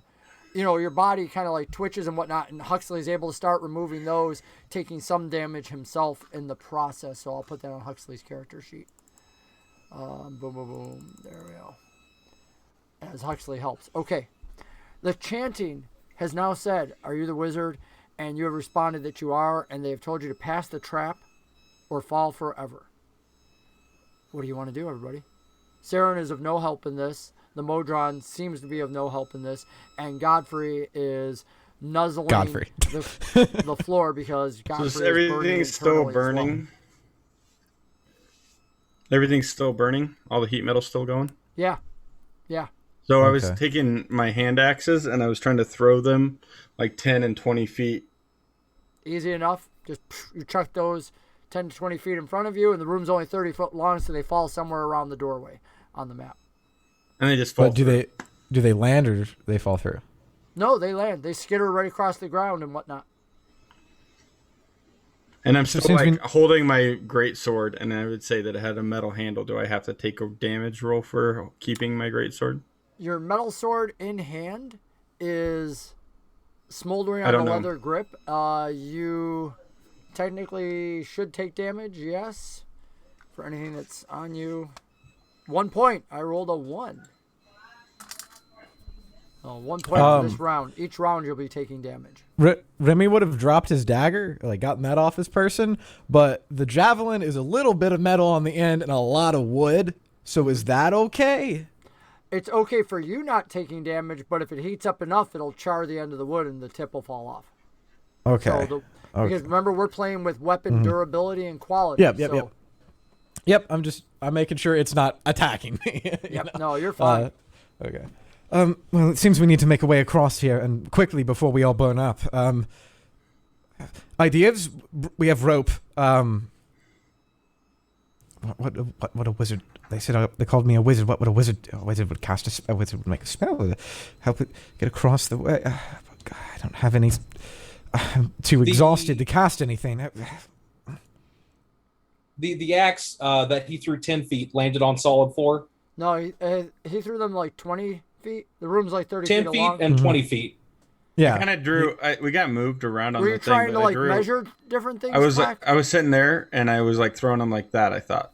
Yeah, he was trying to figure out where, when he threw the axe, would it hit the ground on 10 feet? Would it hit the ground on 20 feet? The 10 feet disappeared. I'm sorry. Yeah, you can't really use the measuring device on this because we didn't. I'm just saying that's what my idea was. Whether or not I don't know. So really then how both big of the those ring would is have either. fallen through then. Okay. That was why. Yeah, sorry. Here, try this. Maybe toss it against the wall. See if at least that bit's solid. Yes, and he'll he won't hand the dagger because he doesn't want to touch the dagger. So that would be 2 rounds for him throwing. Aathos, are you doing anything during these 2 rounds other than getting hotter? Yeah, I'd actually. I'm kind of curious about this. I want to see how this works. I don't know how it'll interact exactly, but I have my radiant sunbolts that I can just throw out. Can I throw them at particular ways that kind of taking a cue from Klaak and seeing when they go through and when they stop on a floor? Did you say daggers or what? The radiant sunbolts that I can do. Yeah, we can do that. That's cantrip, right?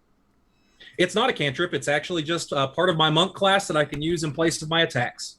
Perfect. Dang it, Huxley. We need Huxley. I just realized we need Huxley real bad. Yeah. So you can do that, and they appear to pass through the floor, so you do that for 2 rounds as well with him, continuing to get hotter for 2 rounds. Alex, you're kind of trying to figure out what to do. Nerida, unfortunately, you're stunned, but Huxley has removed all your metal at this point, so you're not taking any damage at this point. Just to maybe consolidate, trying to think of what to do, Remy will be looking around the room. Maybe he'll look at the runes that are lighting up the walls, or just looking for literally anything. And he'll particularly with an arcane focus, because they said, "Are you a wizard?" And he said, "Yes." So he's looking for something wizardy. These runes are absolutely runes that you understand from the wizard school. Yes. You understand these are runes that tap into both elemental as well as, interestingly enough, I'm not going to make you roll for it. Interestingly enough, you catch some underlying tones of necromancy here. So there's 2 different types of things happening. Elemental magics are being pulled out, as well as necromantic magics. So. Okay.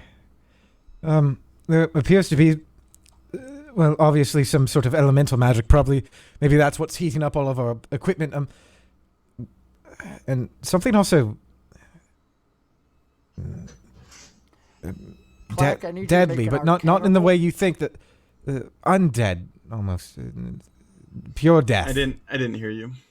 I apologize. I thought he had paused. I would like you to make an Arcana roll while he asks about. Sorry, Klaak. I thought you were saying me. Yeah, no, that's all right.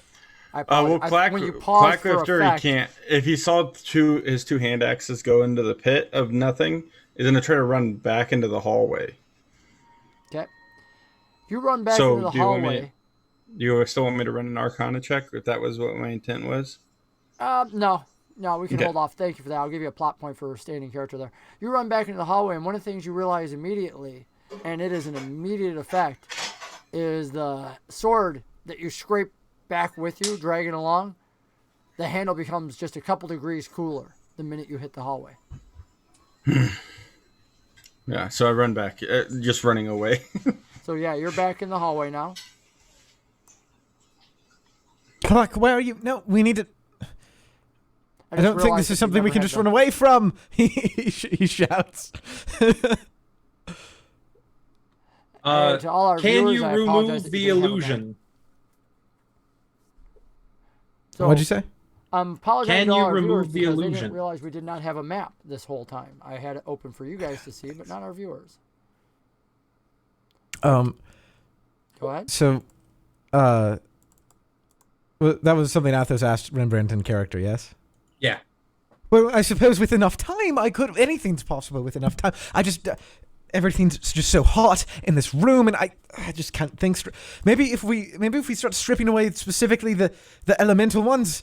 But oh gosh, wait, no, that could release maybe the energy if we did that. I don't know. Can I? I don't know how many rounds this would take, but can I roll Arcana, or maybe just take my last roll as knowing whether messing with the runes would kill me or not? Or could kill me. Runes are a very specific thing. Literally, there are some runes that you can scratch off, and it will do nothing because the rune is a magical, is a visual representation of magic that is there. Yet you also know that other runes can absolutely be broken. So it's a 50-50 on what these are. You haven't seen the specific ones before. Okay, but does Rembrandt have any immediate knowledge that would be like, this could definitely murder me if I messed with it? No, that's what I'm saying. Okay.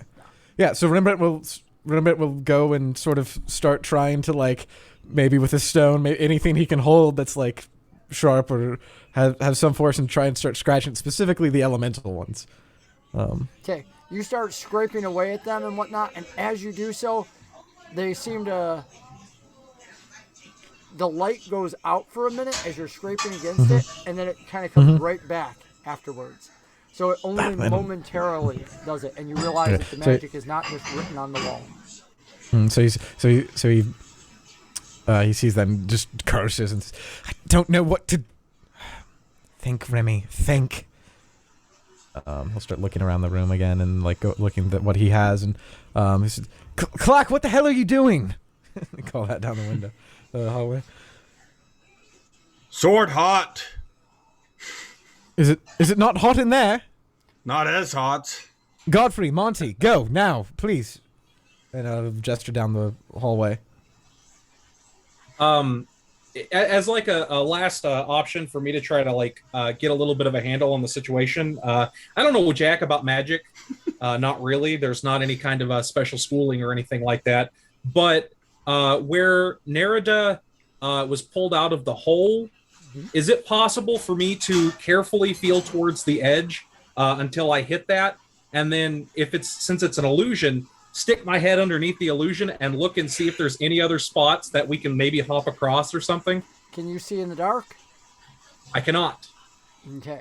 So you look down, you stick your head through, and as soon as you stick your head through, you can see on the other side because of the light above you. You realize that the entire center of this room is a massive open pit. There are spikes in the distance coming out of the darkness down below. You also notice that on the far left of the room, there appears to be some sort of path walking along the edge. Okay. If that's the case, then I can clearly see that is there now. I am going to kind of pull Remy along, and we're gonna go right across. How painful is it when his burning hot hands touch me? Probably painful. On the bright side, there's cloth separating it from you, but for now, smoldering cloth. Smoldering cloth. He feels warm to hot, but he's not fully burning like everything else. You don't know the reason why yet. Did you see something as he's getting shoved this way? In the meantime, Huxley has directed Saren to go over and get the chair so that Huxley can prop Nerida in the chair. So Nerida doesn't have to lay on the ground all the time. I totally forgot about the chair. There's not a rope tied to the chair, and there's not broken chair pieces, is there? Nope. No, there's not. Okay. But as you guys are going over there, and as she plunks Nerida in the chair floats up off the ground and starts proceeding to just hover there, and Huxley gives it a little shove, and suddenly Nerida, inside the chair, floats out about 10 to 15 feet over the hole. Huxley, you just that's astounding, but you genius. But also, you just stranded our friend above a giant chasm. And Nerida, you're stunned, so you can't do anything. Nope. I think we might have found a solution, or another solution. What did you throw, person? What are you doing? Figure it out, and I'm going to take the path. How are you getting down to the path? If there's a pathway there, I can run to it, right? The pathway is not level with the floor. It's down about 20 to 30 feet. The only reason you can 20 see it is because the heat above you is there. The rope would feet. likely still be or where Nerida was left, and it's probably coiled up by now. Yeah. Oh, yeah, that's rough. Is it possible for me to use acrobatics to roll into a landing at the bottom? Sure. You can try. Okay. It's 30 feet. I mean, you're probably going to take some damage, but we can try to mitigate it. Oof. I don't know if I can take it if I do that though. It's a long way to go. It is. Oh, these things called ropes. I have 6 health. So the rope though will take too long, and everything is starting to burn up in this place, and that's the problem. We're on a bit of a time limit. Does Aathos voice any of these things? Well, not really. He's trying to like take note of the situation and figure it all out. But all right, I think about the only thing that I can do is try to roll really good and use all of my plot points to try to get to the other side. I just need to double check something. Did I miss it? Did Knight add another wild magic surge? Because I got one showing on my. He did. Joke's on you, Knight. None of us have spell slots. Well, I was just putting it down to 0 because I'd done the one, and I looked over at my thing, so I just added it on to the list. I put it back at 1 for the next spell. I don't think he did a second one. Okay. Well, I don't know who did the first one, but I know what. The first one was Knight. The first one was Knight? Yeah. Okay. So I'll scroll back while you guys do this. You guys need to figure out a way forward, otherwise we're rolling for more damage. Nerida, you're safe on damage for the moment. Your stuff is smoldering back near Huxley. Huxley is probably also had to strip some stuff off. I think he had armor on as well. I don't know. Chainmail. 10 minutes to doff. 10 minutes to what? Doff. This is such a deadly room to take it off. 10 minutes, or right? And it was a bad one to walk into without having any kind of a rest. Maybe we just go out. Maybe we just leave the room. Come back later. It does feel like that's an option. That I'm for it. If it's an option. I mean, there's no way. I mean, can I tell Aathos is in immeasurable amounts of pain by burning right now? Yes. He's in a bit of an analysis paralysis, deciding to really go for it. So if you're going to say something to him, now's the time. Well, I just can't. If Remy knows he's in pain, Aathos, Klaak, he said it doesn't burn back. Maybe we should go back there and just take a moment to collect ourselves. Can we get Nerida back? Maybe. Jeez, this stick is really getting hot on my back now, and I'm sweating, and I don't like being sweaty. And I'm a tiefling. I'm used to the heat, but not this kind of pressure. To that end, I think we'll call it there for the night because I believe we're at our 2-hour mark. We already went over. I just wanted to see whether or not you guys were going to get across Klaak's like, hey, I got to say, no, we're not going to get told across anybody. tonight. He's like, it's cooler if you just stand beyond the doorway, but he's like, I'll keep that to I didn't yell it. It's He did hot yell, in there. and then Remy immediately told all the things he immediately thought of as like his things to go in that room, and then didn't tell Aathos to. Well, the only thing that was said about the previous room was, I believe the quote was, sword hot. Yeah. Cooler here. Not so hot. Not so hot. Well, that's the two modes in Klaak's mind, right? Sword hot, sword not so hot.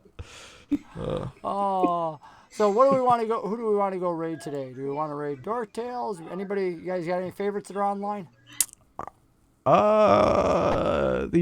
What's the usual crew we raid? Samurai Jesus. I mean, we've raided them a lot. Yeah, there's this. Not Polyhedra.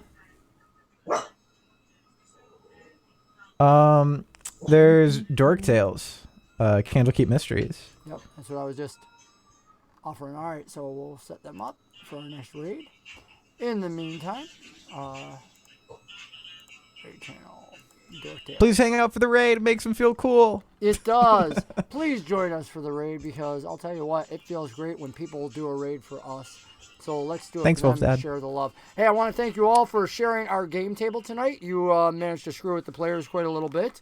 Oh, we didn't get anywhere near as far as I was hoping, but you know what? We never do. But we kinda played it by ear. moved. But we got 5 of you here. We missed Huxley. Hopefully Huxley will be back next week with no storms. I want to thank you all. Thanks for that, Sorrow's Tale. Appreciate it. We hope that you're going to join us for the raid coming up. In the meantime, I'll let each player say their goodbyes real quick, and then we'll transfer over. Take it away, Rembrandt. Hi, I'm Alex. I do a podcast called Three Minds. We will make an episode soon. I promise. I pinky swear we will make an episode soon. And if we don't, I will give you my siblings' contact information, and you can yell at them for that. But yeah, take it away, Stranger. Yeah, I'm a stranger. Hi. I run a podcast called Deca Mini Queers, where we do some queer D&D. You can find me at decaqueers.com, on the tweeters at decaqueers, Spotify, decaqueers. It's all the same. Thanks for tuning in, Colton. Hi, I'm Colton. I played some Call of Cthulhu and tried to learn how to be a detective for a couple hours. I still have to try to win or beat that game, and was doing it in character. It was kind of fun. I'll probably have like another hour of that stream, and then I'll probably start streaming some more GTA 5 at Death's Not Lock.